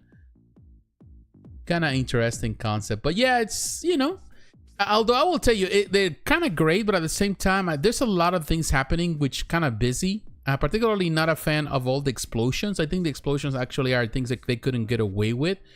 Those things are causing like things to be busy. If you remove that explosions, I think it will look a lot better, cleaner. I think that's something that you didn't see much on the 1/10 scale, that previous diorama that they had. I think these explosions aren't necessarily helping the piece to shine. There's so many things happening at once. So that I would say that. Now, continue with Marvel. That while we're doing all this Marvel stuff here, let me see if I missed something. But we also have this different Hulks. Well, actually, I'm gonna go for this one right here, Namor. This looks great. $255. I'm always been a fan of the Submariner, even as a kid. I love the original cartoon, the classic cartoon. I love the comic book, the original comic book, one of my favorites of that era. And definitely, the story of Namor has always been fascinating to me. His cockiness, his attitude, the way he was portrayed in the movies. Recently, I can go for it. It's a different version, but I think it unfortunately doesn't replace or makes it the way I wanted it. It was not the version I was expecting or what I really wanted to see with Namor. Although I would say the actor did a good job. It didn't, you know, they gave it a new story, different story to Namor, which it's fine. But I still like they prefer the, you know, I would prefer more something more accurate to what it was, or the, you know, what the comic book was or is. But yeah, it's kind of cool. Coming out of that, a spray of water that is very, it's a nice touch. Definitely nice paint job, nice detail. And I think the portrait is probably my favorite thing here with Namor. I think he looks great. The Submariner looks really good. It's another piece that, it's one of the pieces that I personally think that they did a really nice job in bringing and portraying. Another piece that, you know, going into, continue on. Let me look at this Mystique. Mystique looks really neat. This is something that was released this week. And Mystique looks fantastic. Very nice detail. It comes with a rogue hand, interchangeable hand, an Iceman hand, a Wolverine hand. So you have different hands that you can use and change the display. That makes it really nice. And I like how they did the effect right there when the change is happening. That is very, very cool. With the different arms and the Wolverine. So it's just 4 different arms to change. Very nice way they did it. They really did a nice job with them. They're all great, and this kind of nice. So this is definitely one highlight for me. She looks great. Very well done piece.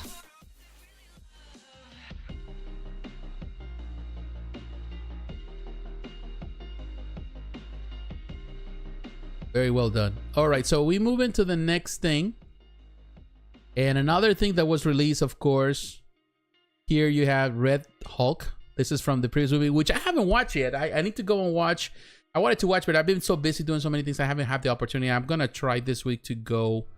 You know, it's a lot of things happening with the new job. You know, no, the new job, the new house, going to work. Now my time to go to work is more limited because it's farther away. So it's you know, so it's a lot of things. I come home tired and coming home to try to still unbox things, get things done in the house. So it hasn't had the opportunity, but I will find the time. I'm going to try to find the time this week to finally go. If I don't do it this week, or at least on the next weekend, but I want to watch it in the movie theater. But you know, this is of course from the new Captain America film.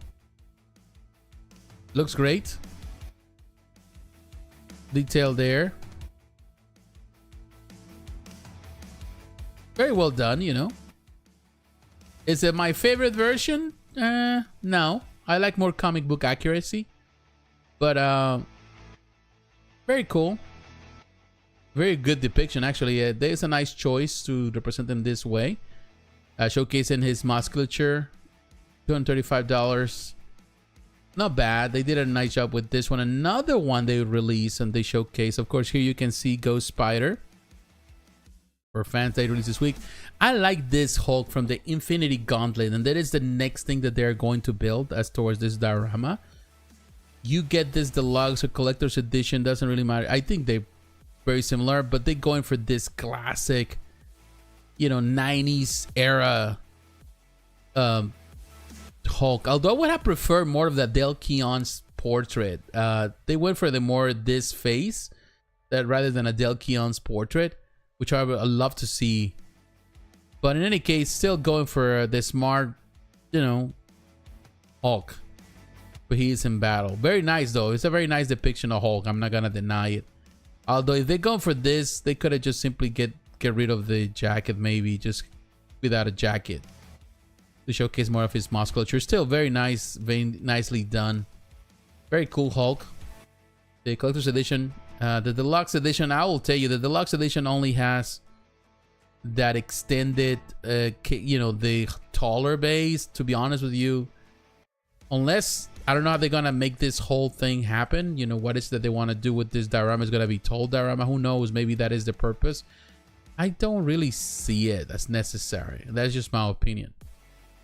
$275 for the deluxe, $245. So the difference is gonna be at the end maybe few more dollars. So you only care for that, you know, flat display. You want something taller, maybe that is what they're trying to do. Maybe they put in things in different angles, who knows. Now here are the things that we saw. We skipped with that Reptile. If you are into, of course, the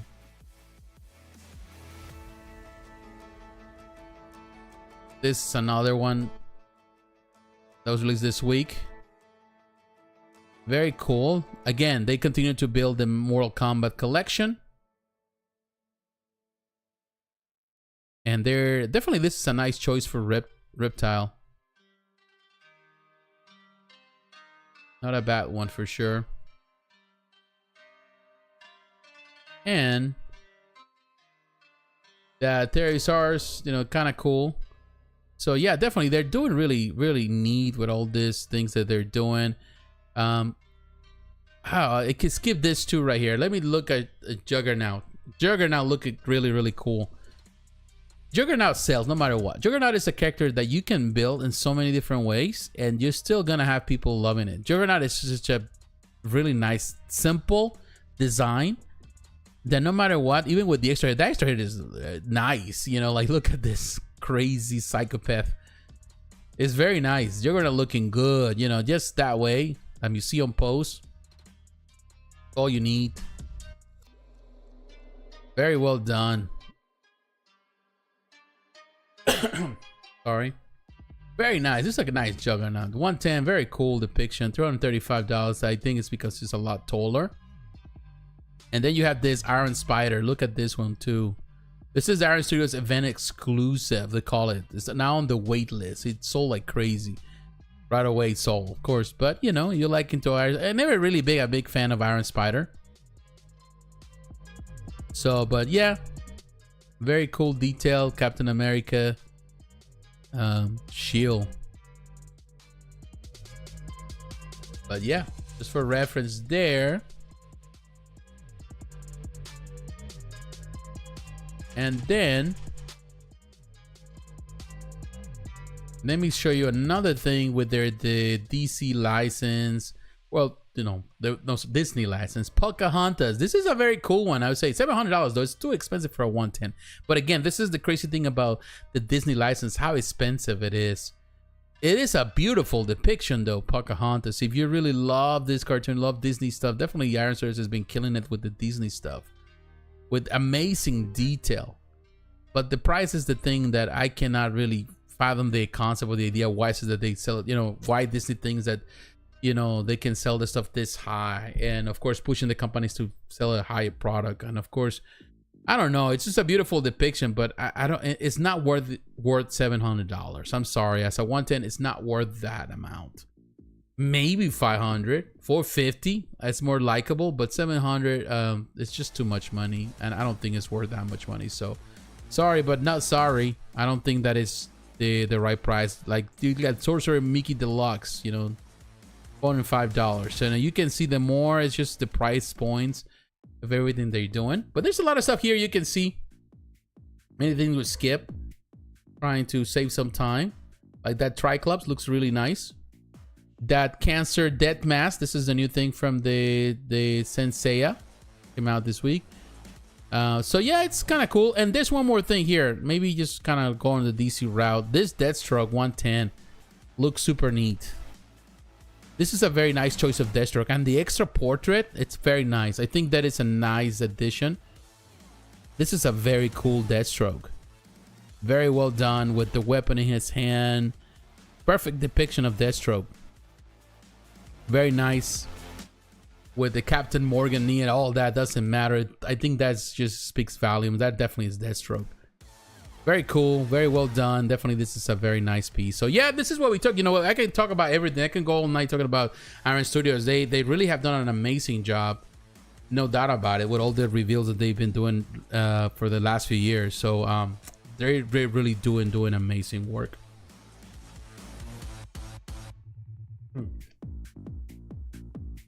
All right, so now let me take you to Tweeterhead.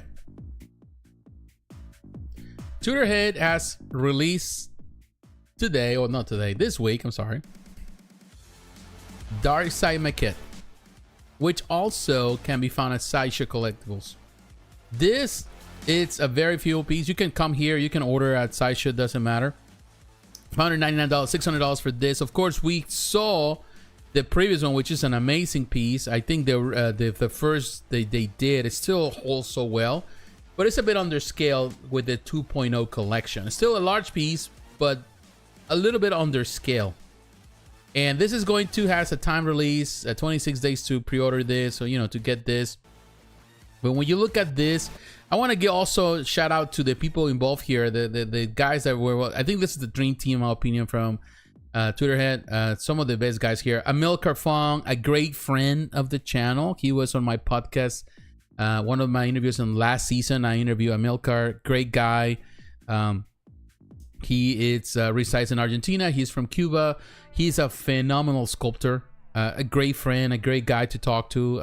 I would recommend you to go to my podcast, It's Your Heroes, and watch that interview with him. Very nice, very detailed, very well done. But Amilcar has been kind of quiet lately, you know, in projects. So I'm super glad that he was given the hit here to be the designer and the sculptor of this. He's also working with Jesse Sandifer, but the main sculptor here is Amilcar and the main designer. But also we have in the designing team, the dream team again. We have Brandon Guerrero, we have Andrew Huerta, John Paul Mavinga, and we also on the paint side we have Liz Maggie and Scott Silner. Great people, fantastic work. They did an amazing job. But if we look at this, and we're gonna look at the pictures now. This is a great piece, and I love this portrait. And there's no exclusive here. It's all one single piece. You're gonna get this. You're gonna get this portrait with this angry portrait. And they went for the classic, more tactician style. The previous one has, you know, I love the switch on arms, and I wish this one came with switch on arms, but it went for just the classic, the way that you're seeing a lot. You know, sometimes, you know, Darkseid is portrayed as more violent in nature, more action based, and he's a great fighter for sure. But one of the most common ways that you will see Darkseid in the comics will always be this pose. So they went for classic pose. If he doesn't have to get his hands dirty, Darkseid will never get his hands dirty. You have somebody else to do his deed, his evil deeds. If he has to do it, he can be a great fighter. He's a terrific fighter. But for the most part, he's always, you know, cavulating, always thinking, always strategizing, always in some way brooding, thinking how his next move is going to be. It's such a great choice for this maquette. And some people would love to see an Aquatic Skull. Aquatic Skull would be fantastic for sure. but as maybe in the future. But I would say as a 1/6 is such a fantastic piece, and they did a really nice job. I think the details on this one are great. Yes, the other classic one that they did some time ago, and we talk about it here on the channel too, looks amazing. Still a great piece with all the extra parts and things. This is a very nice one, and here you can see with the new Superman, just for reference. Very nice detail, very nice paint job. Now he's from the distance, and you may think that, oh, he's kind of shorter. No, it's just the distance. We're gonna look at a picture in a moment where they're side by side. You're gonna see the scale. Very nice detail. Even the flames are okay, but you know, fully sculpted piece. Very strong back. And here you have the 4 portraits. Now I will tell you, with the portraits, I like the two, this two right here. This one on the top right, and then at the bottom right, they are pretty much the same. Maybe one is looking forward, one is looking down, but they're pretty much the same. You know, it's like I prefer something different. This one is angry, and this one looking on the side. That's kind of cool. Or they couldn't just simply, instead of giving you one like this one looking forward like that, they couldn't just give you one looking to the other side. So you have two different going different sides, which would have helped more in the case of a display, because sometimes you have some options on your display, and that's something that you as a consumer know, that sometimes you have limited space, or the way you display certain things, sometimes you have to put some things on the right, or sometimes on the left of your collection room, and you want to look at it from that angle. Maybe you're looking at it an angle, and now he's looking the other way, and you want to look at you, so you might have it on this side. You would prefer in this way, he's looking at you. But what about if you put it on this side of the room, on the other side? You want it to look at you from that side, you know, instead of just looking the other way towards the wall. So I think that could be a much better option than what they did here when these two portraits. To me, that's a waste of opportunity, because they're pretty much the same portrait. Maybe one looking forward, but to be honest with you, I like the one that he's just looking down, a little bit down. There's not really that much of a difference. So that would be my complaint there. But like the detail on the paint job on the base too. Here, look at that with Superman. Oh yeah. Different angles, the different portraits of Superman, which I need to go and get on the storage. I need to bring it here, so I need to start displaying my DC stuff. You know, like I mentioned earlier in my previous video this week, I have the Superman already. The Batman that just came, I need to open it, and I haven't opened it, and I want to bring it, so maybe I'll bring it this week. But here you can see scale wise, very nice detail. Yeah, it's a very nice scale. It's a really nice job. Very well done. Very nice piece. So again, kudos to to the company. I think Tweeterhead continues to prove why they are who they are. They continue to showcase their ability as a company. And yeah, they have issues with the shipping and all that stuff. It's been so many things. But I think with all the stuff that they're doing this year, my hope is that, you know, Tweeterhead gets the ball rolling and they get some of the stuff resolved. Sorry. Oh wow. And you know, it works for good. You know, I think Tweeterhead can get it done this year. So we'll see what happens. So again, well, time will tell. But again, my friends, I want to say thank you. I think people have been quiet today. I'm not sure. When I say squad captain, thank you for saying hello. I'm sure maybe somebody's playing video games or doing something totally different, watching a movie with the family. You're doing that. By all means, family comes first. But I want to say thank you for, you know, those who have the opportunity to watch this, or they're watching this, or whoever watches this in the future. Thank you very much for your constant support. It's truly appreciated. All right, so we're moving on, and I'm gonna move on to let's go to Sideshow. Let me take you to Sideshow Collectibles here, and we're gonna come here to, we're gonna look at this stuff. Of course, Sideshow continues to produce a lot of stuff, sells a lot of the stuff here that we have. But I want to talk about the most recent reveals. There's a lot of stuff here that we're going to cover today. But I want to actually take you to the most recent pre-orders. A lot of stuff, amazing stuff, action figures, you know, statues. All companies are doing amazing work. There's so many different things, you know, that are being released constantly that really tells us about the quality and the, you know, the fan base out there, the fandom continues to support this thing. So I want to show you. Let me see if we can get it there. I think we skip it. Maybe we did. Oh, right there. This is the first thing that I want to cover today from Sideshow. I want to talk about here. I'm at least 18. Yes, I am. I've been 18 for a long time. I got it. Betty Page, Love Hurts. And of course, this iconic figure, the iconic figure for a lot of boys. If you remember this famous, the mother, the godmother of the peanut bar, you know, and Betty Page was always be remembered as that. An iconic figure that we still see nowadays, and in some way reflected the, you know, the cosplaying and all that stuff. Of course, all comes from this, the pinup art that was done, and Betty Page is an icon of that time, a cult classic. The stuff that she did, of course, some of those very risque stuff, some of the stuff pretty much almost in the line of porn, but and sometimes there were some nakedness and the stuff that she did initially. But Betty Page is an icon for sure. But here you can see this statue was announced last year, and they finally got it done. And here, looking at the additional details of the details, it's made out of polystone. Of course, this is based on the art of Olivia de Verardinis. She's the one that sculpted, designed, and was involved in the paint process too. She was involved in the whole process of doing this, Olivia. And if I'm not mistaken, that's then you had Katzapin, also the painter of these, and there's actually the Sideshow team involved in the whole process. But when we're looking at these pictures, and let me see if I can enlarge them a little bit for your pleasure. Okay, right there, large piece. So very nice depiction. Of course, this is, I don't know if it's a quarter scale. I think it's not as big of a quarter scale, although it could be.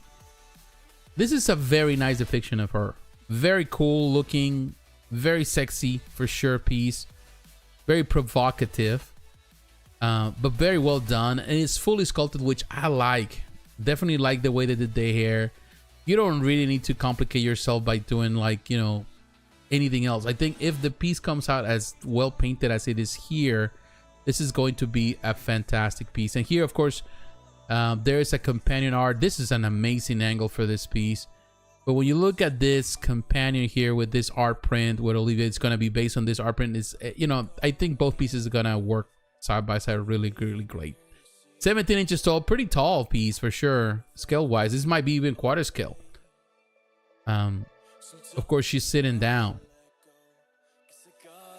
Very nice detail from every angle. Oh, finally I noticed that this is actually a stiletto, a high heel style chair. But looking at the detail there, even in his corset, you can see that paint job there on the very nice detail. Very nice. Olivia's been doing amazing work with this. The stuff that she has already done with the company, with Sideshow, she's been doing really fantastic, really her concept art. This partnership they have with Sideshow really is working so great. And the work they do is really fantastic. Very beautiful piece for sure. Very risque, but at the same time very sexy, but very well executed without just going into, like, sometimes you see a lot of art that is happening, that you see a lot of custom art that is just pretty much porn, in my opinion. This is more, is mature, of course. It's not for everyone. I would definitely not have it in my house here because my wife would kill me. But it's definitely well executed, and it's more classy. It's classic art. And it's done really in a very nice way. So if there's something that I can say about this, is that they really did a really nice job in really portraying it the way it's supposed to be. So kudos for them for doing such a thing. All right, so that was it. So if we go back to the next thing at Sideshow, I was looking at Sideshow here.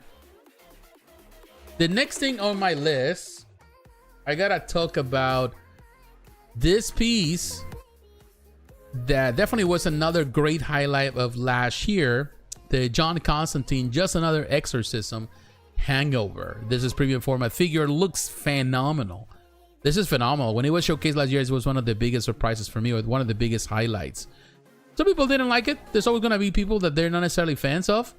But here you can see on the details, just to give you an idea, you have Martine Canale, of course. Martine produces it. It's fantastic, in my opinion. Martine is phenomenal.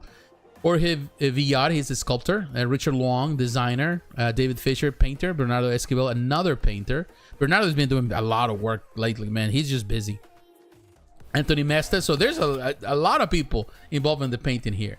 And the Sideshow design and development team involved here. Now, when we look at the pictures, and again, let me enlarge the piece, the photos. It looks fantastic. I love the concept. It's so well executed, and the sculpt is so realistic. Very well done. I really like the smirk in his face. The style, the design is not necessarily a chubby guy. You know, he's not. He is just more, you know, slim. But that is how I envision in my mind John Constantine, when how I see it in the comic books. So yeah, they did such a fantastic job in depicting him in this way. Very well done, and that nice paint job in this piece. It was a highlight definitely at San Diego Comic Con and well, Sideshow Con, and looks really nice. 21 inches tall. Very well done. Wow, love the paint. I think my favorite, I think what really enhances this piece, what highlights the piece, is the paint. The painter's doing such a fantastic job and really bringing all the little details. And as I mentioned before about the problems that I have with Iron Studios, large bases, as the bases seem to overpower everything. This base is big, but it's scaled right in a way that it's big, but it's not overpowering by any point the central focal point of the focal thing, which in this case is the character.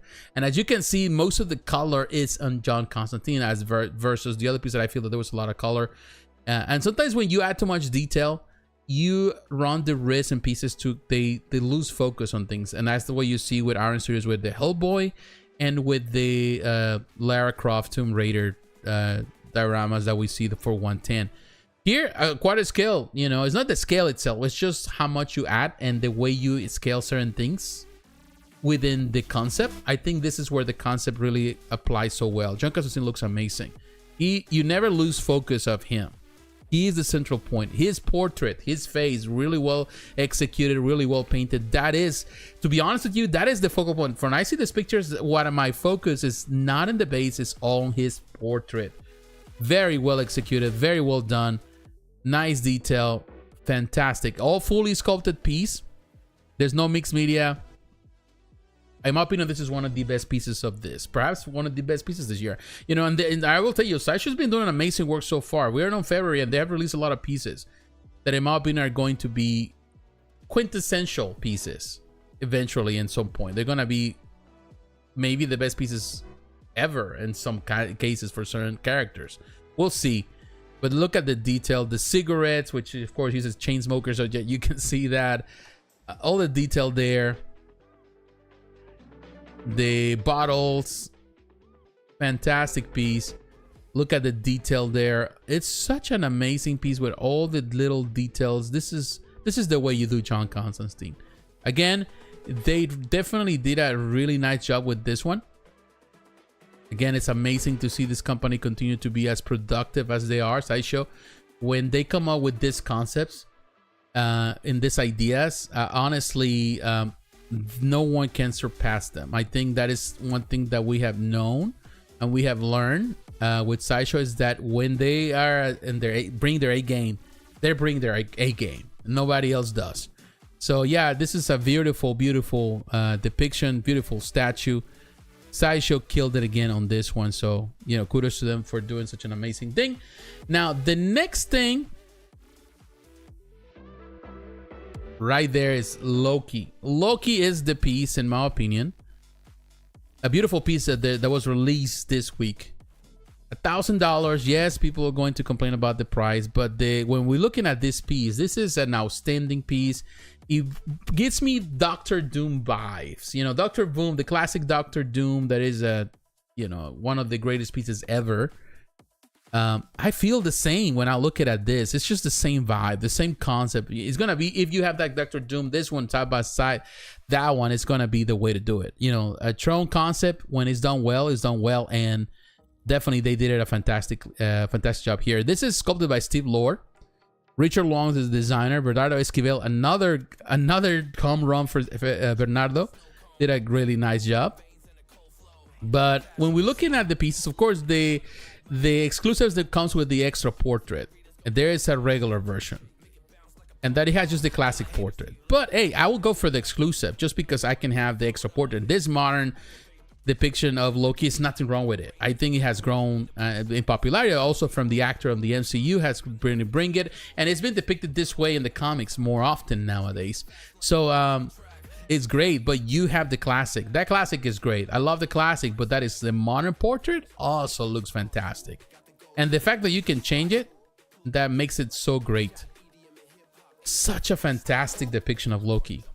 The way he's looking down, the way he's looking at you, that throne that he's in, the detail there. Now he has his fingernails painted in black, which maybe it's something like nowadays seems like very, very popular. I don't see Loki doing that, but hey, let's just say that it's just for sake. Let's say that it's okay. But look at the throne. It's a pretty large throne, and you can see also the detail. You have the Mjolnir there. You have the helmet of Odin there, and his horse. You know, he has the spear of Odin, and he's sitting on his throne. Very nice detail. He tells a story. Now he's sitting on the throne. That's all the dream that Loki ever has, is to be the king of Asgard. And with that classic, you know, with the horns and everything, the classic helmet, it's such a great piece. Overall, they did a really nice job with this one. This is the way you depict Loki. And yes, people can say, oh, you know, thrones are just overly done, but this is the way they did it is the right way. It is the right way. There's no way they can say, you can nitpick here and there a lot of things, but to be honest with you, this is a perfect 10-10 piece, in my opinion. It's a perfect 10-10. You know, it's great. Overall, you know, I don't see anything to complain about. Oh, maybe the fingernails in black, but hey, whatever, I can deal with that. There's nothing wrong with that. But yeah, the depiction of the throne, it's gonna be, I guess, a lot of, you know, parts to put on. Very nicely done. And look at the back of the throne. Is that the Tree of Life? Oh no, it's just yeah, it seems like the snake around the Tree of Life. Very nice. Oh, like look at that face. Esquivel really killing it there with the paint, which enhances the detail day. Yeah, the Odin spear, the Gungnir, the broken helmet of Odin. So they've been defeated finally by them. The Mjolnir right there with the detail of the Mjolnir, really great. Very nice piece for sure. This is a killer, 10-10. No doubt about it. And this is a quick video right there. Maybe you can see the video here. Very great detail there.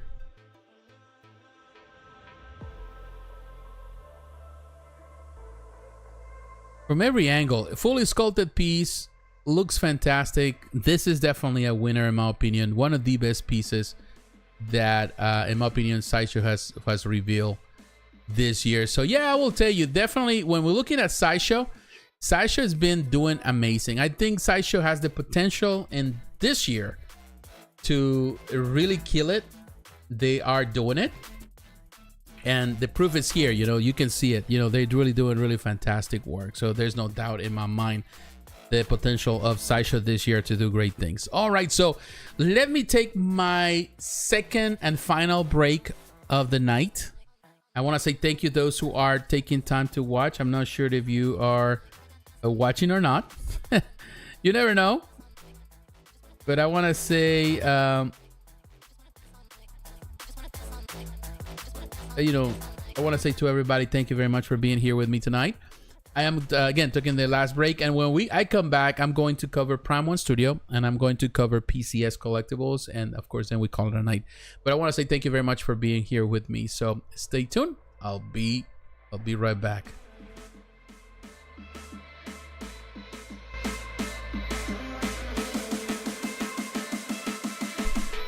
I just need to know what's on your mind.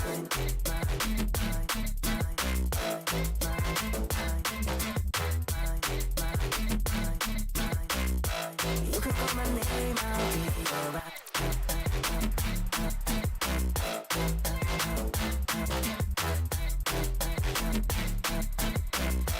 I just need to know what's on your mind. I just wanna dance all night. I just wanna dance all night.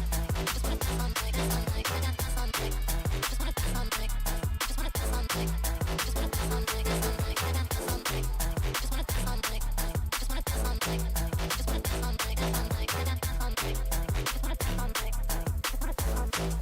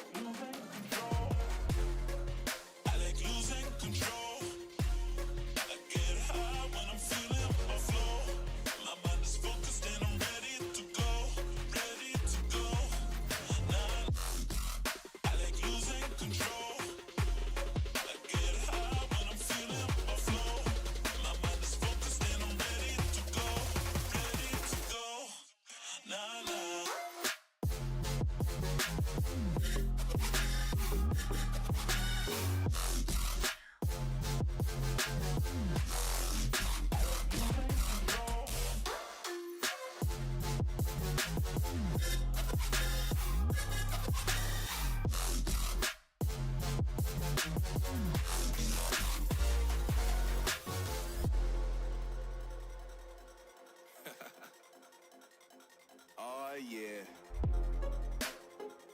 Are we talking about losing control? I'm gonna show you how we lose control, baby. Watch this. Look, Marty Mark. Watch the way I start up. I've been going hard, but I can go way harder. Every beat I'm on, yeah, you know that I slaughter. And I'm always looking gorgeous, chilling with somebody's daughter. Yeah, she loving me. Say she love the way my chain sit and contemplate. And of course it says my name if you wanna wait. To let you know who's finna blow. Always win and check the scope. I'm only losing control. Oh. I like losing control. I get high when I'm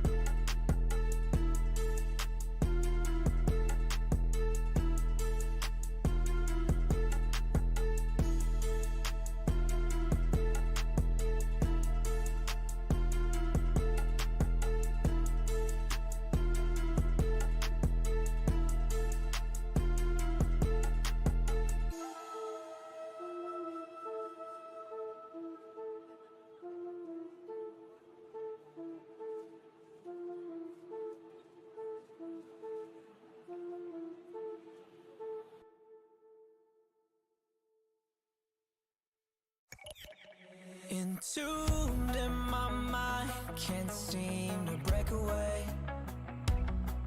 Lost in time, thinking about better days. Do you ever get used to the pain?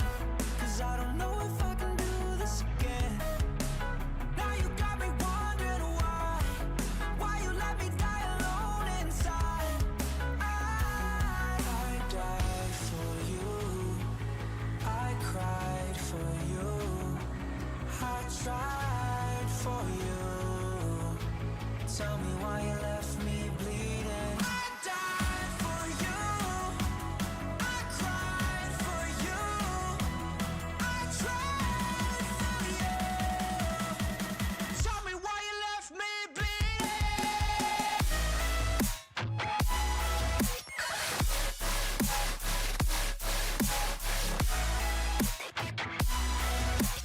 Tell me why you left me bleeding. I died for you, I cried for you, I tried for you. Tell me why you left me bleeding. Lullabies of you still in my head. Bloodshot eyes, can't sleep, I'm rotting in my bed. Even the drugs don't faze me. I don't think you understand, I gave you everything I had when the shit go wrong. And now you got me wondering why you let me die alone inside. I died for you, I cried for you, I tried for you.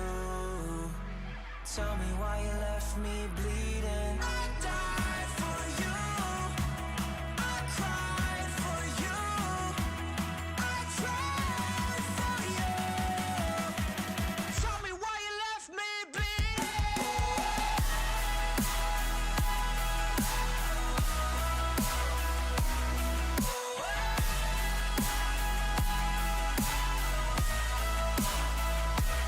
I died for you, I cried for you, I tried for you. Tell me why you left me bleeding. I died for you, I cried for you, I tried for you. Tell me why you left me bleeding.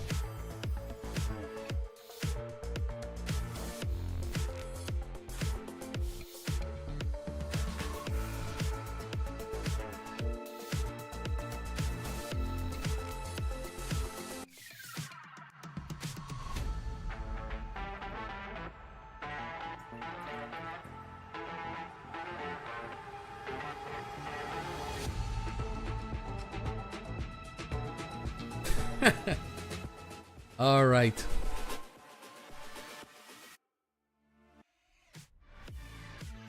I want to say to all of you, those who are watching this now, or whoever's watching this in the future, thank you very much for your support. Thank you for being here with me tonight. I appreciate it, Squad Captain. Thank you for watching. All right, so let's go to the next thing.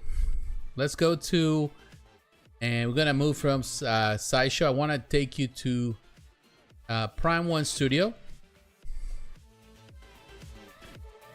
and we're coming to Prime One Studio. Of course, next weekend we're gonna have the next level showcase, Age of Machines. That's what it's called. Didn't read it all. Let me see if we can do. Let me refresh this. So it's Age of Titans and Machines. So I don't know what they're gonna do. That's gonna be the next showcase. We're gonna do it live. I'm gonna do it live, and we're gonna look at the details that are offered there for everyone. Hopefully, you know, I have done it before. Sometimes I have done the video segments. I'm not sure if I want to do the video segments this year, or which is cut the video into parts. That could be an option. Or not. I don't know if but I would like to do the live video for sure. In any case, let's look at the stuff that has been showcased, and I want to start first with this Leon S. Kennedy Ultimate Premium Master Line versus Chainsaw Villager. Actually, there's two versions. This is the bonus version. But there's other versions, if I'm not mistaken. This is, I'm trying to see. Let's put it's series so that I can tell you. There's two different versions. Of course, we have talked about some of these pieces before. Amazing looking pieces. The Nemesis, Jill Valentine. Very beautiful piece. So very, very nice detail. But now, of course, you got Leon S. Kennedy. There's two different versions you can find. You can get the regular Leon like this. Or you can go for the versus with the Chainsaw Villager as a part of a diorama, which is if you look at the let's look first at just Leon by itself. The $1,200 for this one. You can order this through Sideshow as well, which is great news. But when we look at this one, of course, the bonus version is because he has a knife. It's a fighting knife and hand part, so it has something that you can change from the weapon to the knife. So that is something different. That is the bonus that comes with it.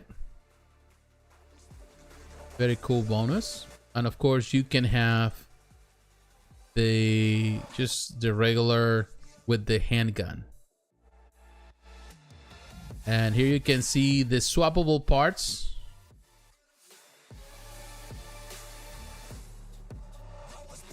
And let me look at that, because I think it comes with a knife, but I think it's the angle of the knife perhaps,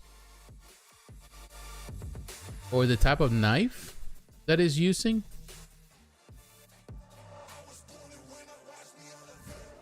It is a knife. It's a very different knife. Okay, but here you can see the piece. It has a swappable face part. I don't know how that's gonna work if you remove the portrait itself, or is just gonna remove the face itself. How are they gonna do it? Here, just with the swappable hands, you have the hand and the knife. Again, the bonus part is a different knife, different type of hand, and you can see how it looks.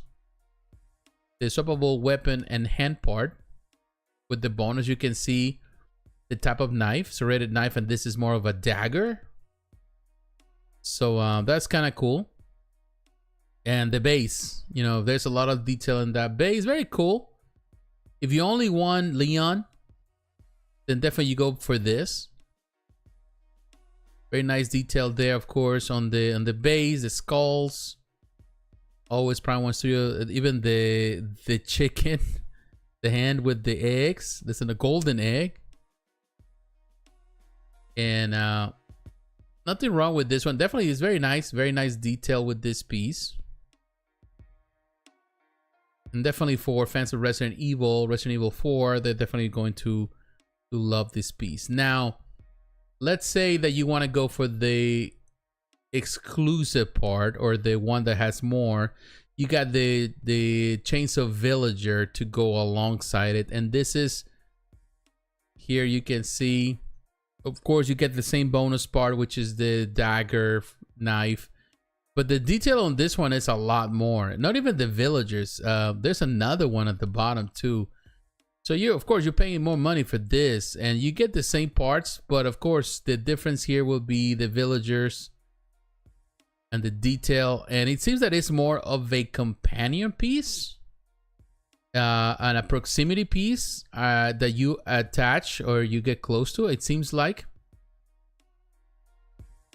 that it gets more detail to the thing, and I think it's kind of cool. I don't know if they're all combined on the same base. Definitely, you're gonna need a lot of real estate for this one to have the full display on it. Which already, yeah, they're all attached. It's not a proximity piece. It's actually an attached base. So it's a huge base. More than likely, it's gonna come in multiple boxes. So if there was already coming in 1 box or 2 boxes, now you're gonna have 3 boxes, at least. I could be wrong. It could be just 2 boxes, but yeah, it's the same detail. Look at this, even the bloody parts. Detail, of course, something. Oh, look at the bloody chainsaw, and that guy too with the axe. A lot of bloodiness. Definitely very a very bloody depiction. The hand, it's not even moving. She's just there. So yeah, definitely this is again, you know, killing it. $1,700 to $100, so you're looking at $500 difference for the extra part. If you're really an ultimate fan of Resident Evil 4, that's what you collect. You love monster stuff. Definitely, this is something good. I know a lot of people love horror stuff, and that's what they collect. So yeah, definitely that is something to look at. Now there's other piece now here on Prime 1 Studio. Keep moving. And we're gonna go to the next thing, the next reveal. Let me see if we can find it here. Dog Alien. This is something that was anticipated. Alien 3, the film.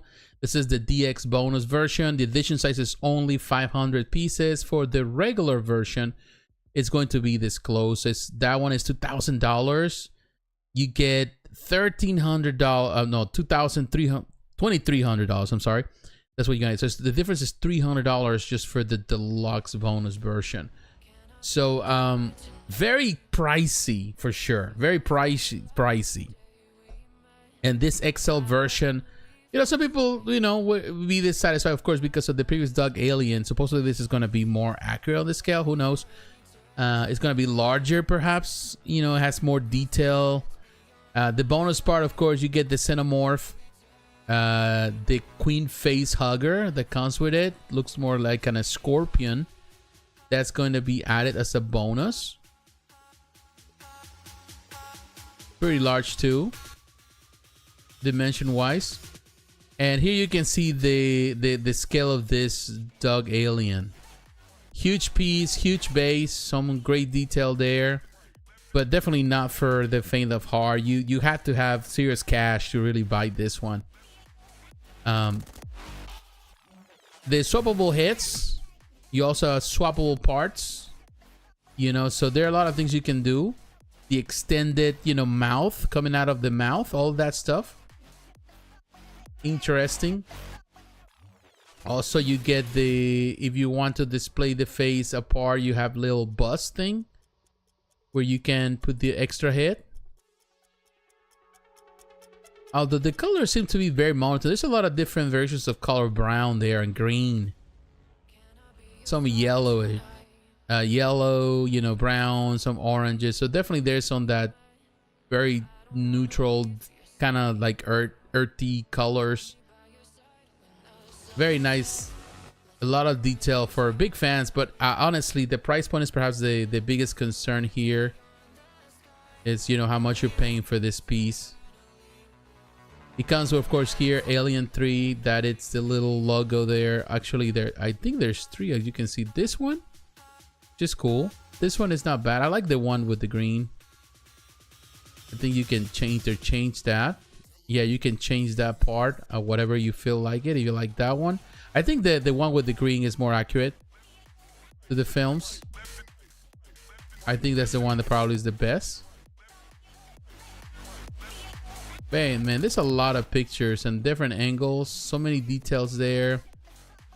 Very cool. And also people, you know, are going to go crazy for it. Some people are gonna be very disappointed that, you know, there's another one here, and that is the deluxe version. Looking at the regular version, still, you know, difference $300. I still find it I think the difference, if I try to think about what difference it has. Yeah, the sign. The difference will be it has less swappable parts, no interchangeable title logo. It's pretty much it. That's just less swappable parts. Still, I think at this price point for $300 more, I go for whatever extras are there. If I'm already willing to pay $2,000, might well just add $300 more to it. Definitely. But yeah, this is not cheap. This is not for the faint of heart. You have to have serious cash to really get into this one. Not necessarily for everyone because of that. Now, okay, let's move on to the next thing. And I want to go to the newest reveal. Maybe we can see it here. Let's look at...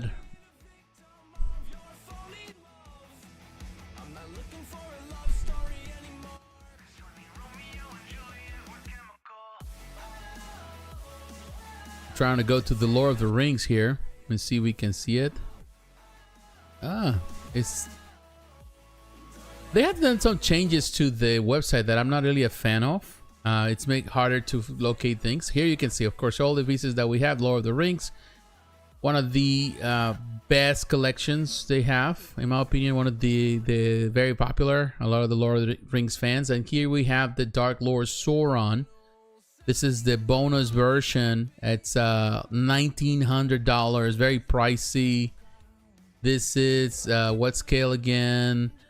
This is, I think it's a 1/3 scale. Yes, a 1/3 scale masterpiece. So this is, they already have done the Lord Sauron before, but then this is an upgrade. Much better detail, all of that. They have the swappable weapon parts. And that is part of the bonus part. Very interesting, very nice detail. Definitely, it's a pretty large piece. Very nice scale. You can swap different parts, different weapons. Very nice depiction of the Lord Sauron. Very well done. The Captain Morgan knee. But it looks really great. It makes it less boring in my opinion. Although a standing pose would have been fine. You know, the Captain knee was not really necessary, but it's kind of like a nice difference of just a standing board. But yeah, standing straight wouldn't be just more than enough and perfectly fine. The eye, of course, of Sauron. It has LED illumination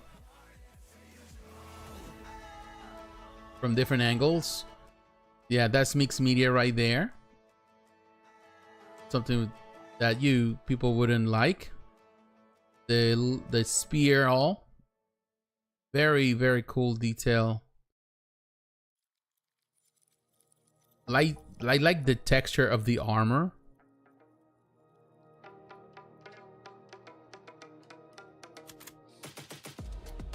Here is the bonus part with the sword from different angles. Very, very neat piece for sure. Yeah, whatever angle is, it's a nice piece. Definitely for fans of the Lord of the Rings, this is definitely a nice addition. If you're collecting 1/3, definitely this is a great one.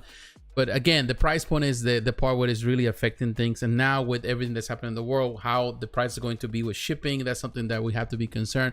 So this is our type of piece. I think we're going to a place or coming to a place where you have to collect, you have to concentrate, you have to definitely fix yourself into one collection. Like you cannot collect that. Like back in the day, people collected all sort of things that just become something very rare to do. So you have to concentrate with a line. You have to keep with that line, maintain that line if you are willing to pay the price, because before $2,000 would be something that most people would spend perhaps in collectibles a year. Now it's one piece and that's about it. So definitely you have to be very picky about it, not to go crazy and spend thousands of dollars, you know, just easily. You can easily spend thousands of dollars with Prime One Studio and get nowhere.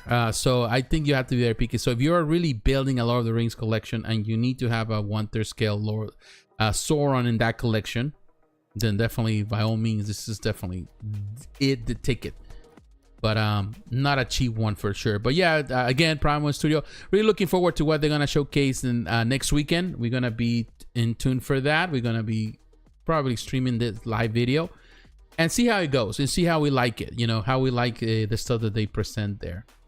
All right, so let's move to the final company of the night, and I want to go, and we're gonna go in this case to PCS Collectibles. We can go there. We can go to Sideshow,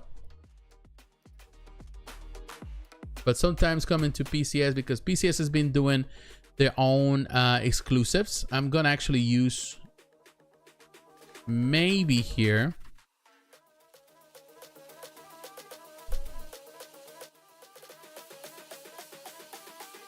We're gonna use also Sideshow for reference.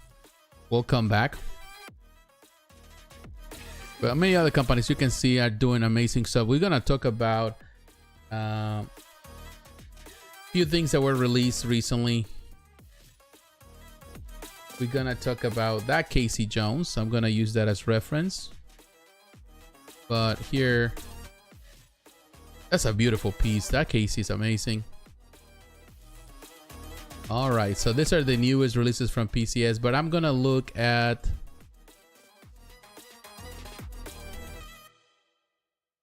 here the filter of the, you know, PCS doing really neat stuff.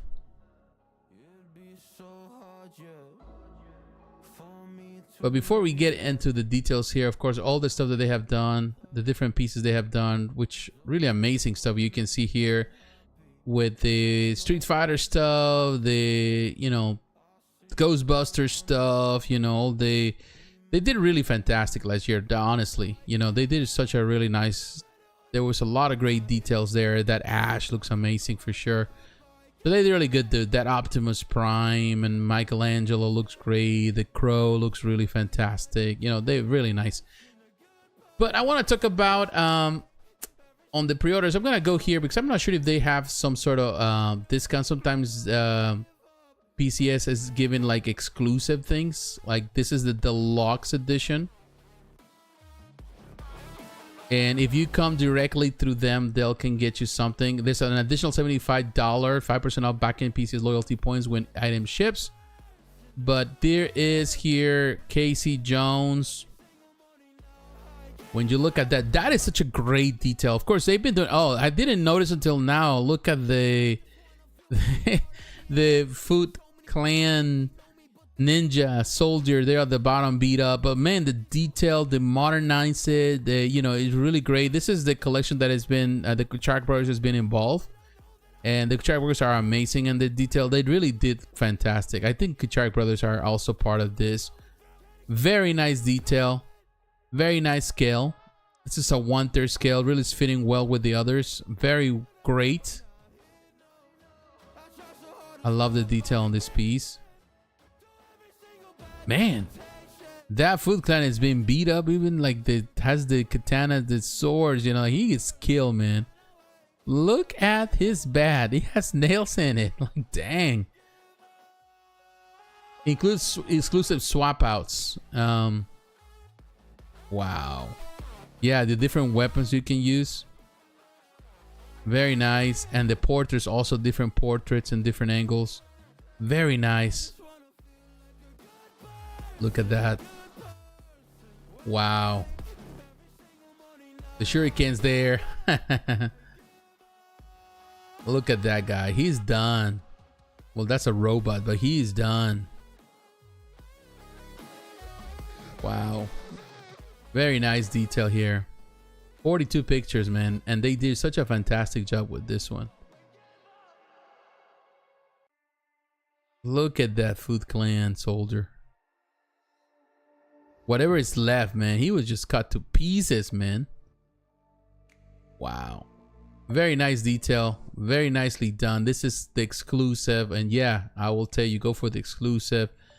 The regular is just the regular 1350.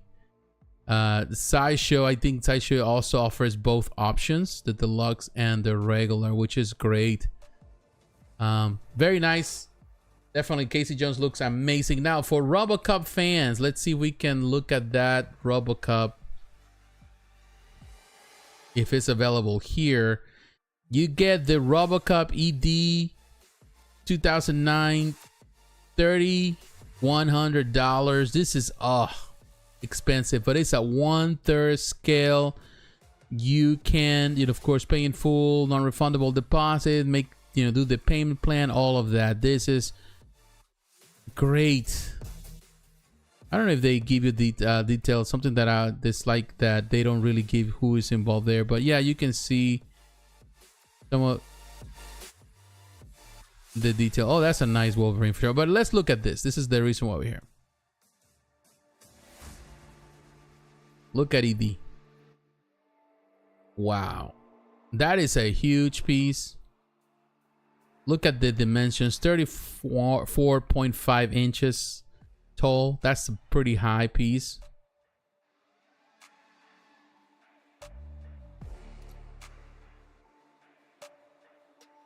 Wow, look at that. Very nice detail. I love how they did everything, and it has well detailed with the cables and everything. Nice paint job. And the base is simple. It's just how you want it to have it. You don't want to overcomplicate yourself with the base. Very nice. Super cool that they did that. I don't know if it has any type of light up feature. It would be nice to add some light up. I don't think there's need for light ups, but at least do something for the weapons, like when he's firing. It would be nice to see the detail of the firing. But on, that just maybe it's a nitpick there, not necessarily a one that it's a must.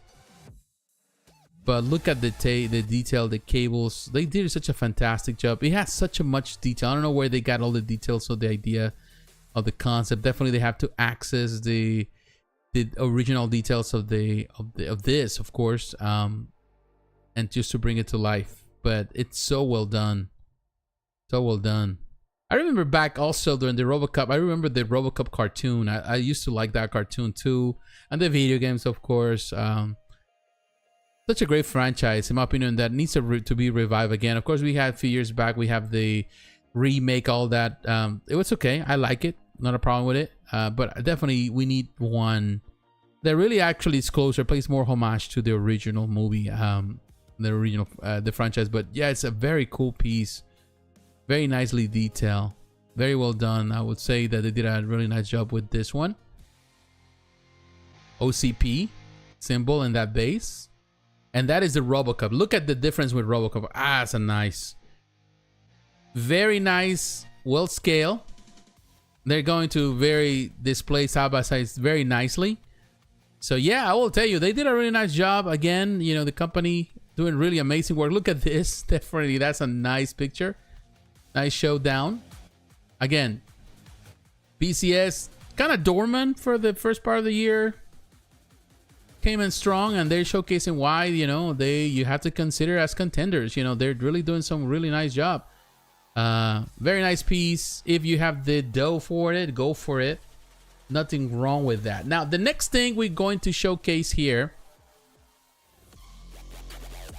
we're going to showcase the next piece in line, which is this, in my opinion, perhaps my favorite thing, although I would say the ED is really nice too. But Punisher. This, of course, part of their studio that they've been producing stuff, You get the deluxe version. We're going to look at the deluxe edition. The Punisher Deluxe Premium Collectibles 1/3. This is such an amazing piece for sure. I like it. I don't even know who sculpted it. I didn't even pay attention to that. But look at the detail on this piece. He's carrying that weapon. It gives you a little bit of those vibes of the Cable produced by XM Studios when he's holding his weapon in the back. It gives you that vibe, which is nothing wrong with that. This is a 1/3, but the detail on this piece, so well done. I love the the Punisher symbol and the base. But then you have the swap out parts. Look at that portrait and the weapon. This is the nice Punisher. Very nice. Love the detail. The paint job is excellent. But most importantly is that with the different options for display, the swap out parts, you can actually have different ways. You have two different pieces. It's like there's two different. It's the same Punisher, but with two different vibes. And it's not a boring piece. This is definitely one of my favorite pieces that they have showcased so far. This year, it's amazing. Look at that, the detail. It's like super well done. Paint job is excellent. Look at that. Very tall. Very nice detail, man. The paint job is excellent. I don't know if who did this painted. Probably someone I know. And I apologize if I don't mention the name here. But really well done. I think I know who did it. But I'm not gonna say a name, just I don't wanna. But I think I have an idea. So well done, man. Very nicely. And I will tell you again, in many cases and many times, the paint job really enhances a piece. A really nice paint application can really bring all the detail out. And I feel that this one does it. There's detail in the clothing and all that, but it's all broad without overpowering anything. The face, the portrait is excellent, but you can see the crevices in the clothing, all of that. It's so well done. It's well executed. The metallic on that gun, the machine gun, or turret gun that he's holding with his, put it on top of his shoulder. That thing is super heavy, but he's carrying like nothing. Very nice detail there. The weapon, the handgun. Super good. Looking forward to see, of course, the Daredevil Born Again and see how the Punisher is brought. There's talks now the Punisher's coming to, which I'm looking forward to the, what project they're going to do with Disney now. Very nice detail. Tactical boots. Very nice detail on the laces. Extra shell casings for display around the base. I don't know if they're going to be loose just for you to put in whatever you want. I think they're going to be loose. And includes the exclusive swap out. Of course, you have your you got the machine, the machine gun on top of you, the turret gun. You have the handgun, the pistol, and of course you got your rifle, which is great. Very nice detail. They did a really nice job with this one. That portrait looks really nice. Overall, it's a fantastic piece with fantastic detail. You can use the same portrait now with this rifle. Very nice. Oh yeah, they did a nice job. This is a very nice Punisher. Very well done from PCS. All right, so let's keep moving. And now I'm gonna take you to the Star Wars stuff that they're doing now, which is really, in my opinion, fantastic. The first thing, Darth Maul 1/3 hyper real statue, as they call it now. I think everybody's promoting this hyper realism thing, and they talking about hyper real stuff. You've seen that a lot lately, but I think I pressed this by accident or something. I don't know what I pressed. Oh, okay, I don't know what I was doing there. In any case, but here it's very pricey for this thing. It's $2,300. But of course, the Phantom Menace, additional details. Starting to find out what is the difference on the hyper real. Is it because they're doing some sort of different trick on it? Of course, we saw the hyper real thing that was done, or that was been showcased by J&D Studios. So we're talking about hyper real. We're talking about the silicone stuff. I think this is fully sculpted, although there are a couple parts here like actual mixed media that is being used. The Lido feature, this time you see on pose. I will always envision Darth Maul in more of an action pose, but still looks really good and menacing, of course, with his, when he has the hood and everything. And the Lido feature looks really fantastic. Very nice. The detail in the eyes. You can display it like that. They go more for the movie style, and definitely they're doing it great without the hood. Looks really fantastic too. Very impressive piece, and you're looking for museum pieces. It's a 1/3 scale, which is something that is becoming the standard nowadays. A lot of people love it. With the hood, looks really great too. And here you can see the different ways you can display it with the hood. With the whole coat without the hood, and then of course with hooded on coat, without the whole coat thing out. So there's different ways you can do. So mostly it's that, it's just the way you can remove it and display it in different ways. And that's about it. I think this is the same as this one. I don't see no difference unless there's something I'm missing there.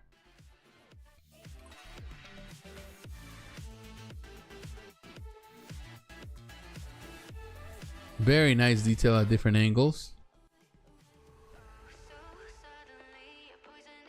Okay, so it does have silicone. I was missing that part.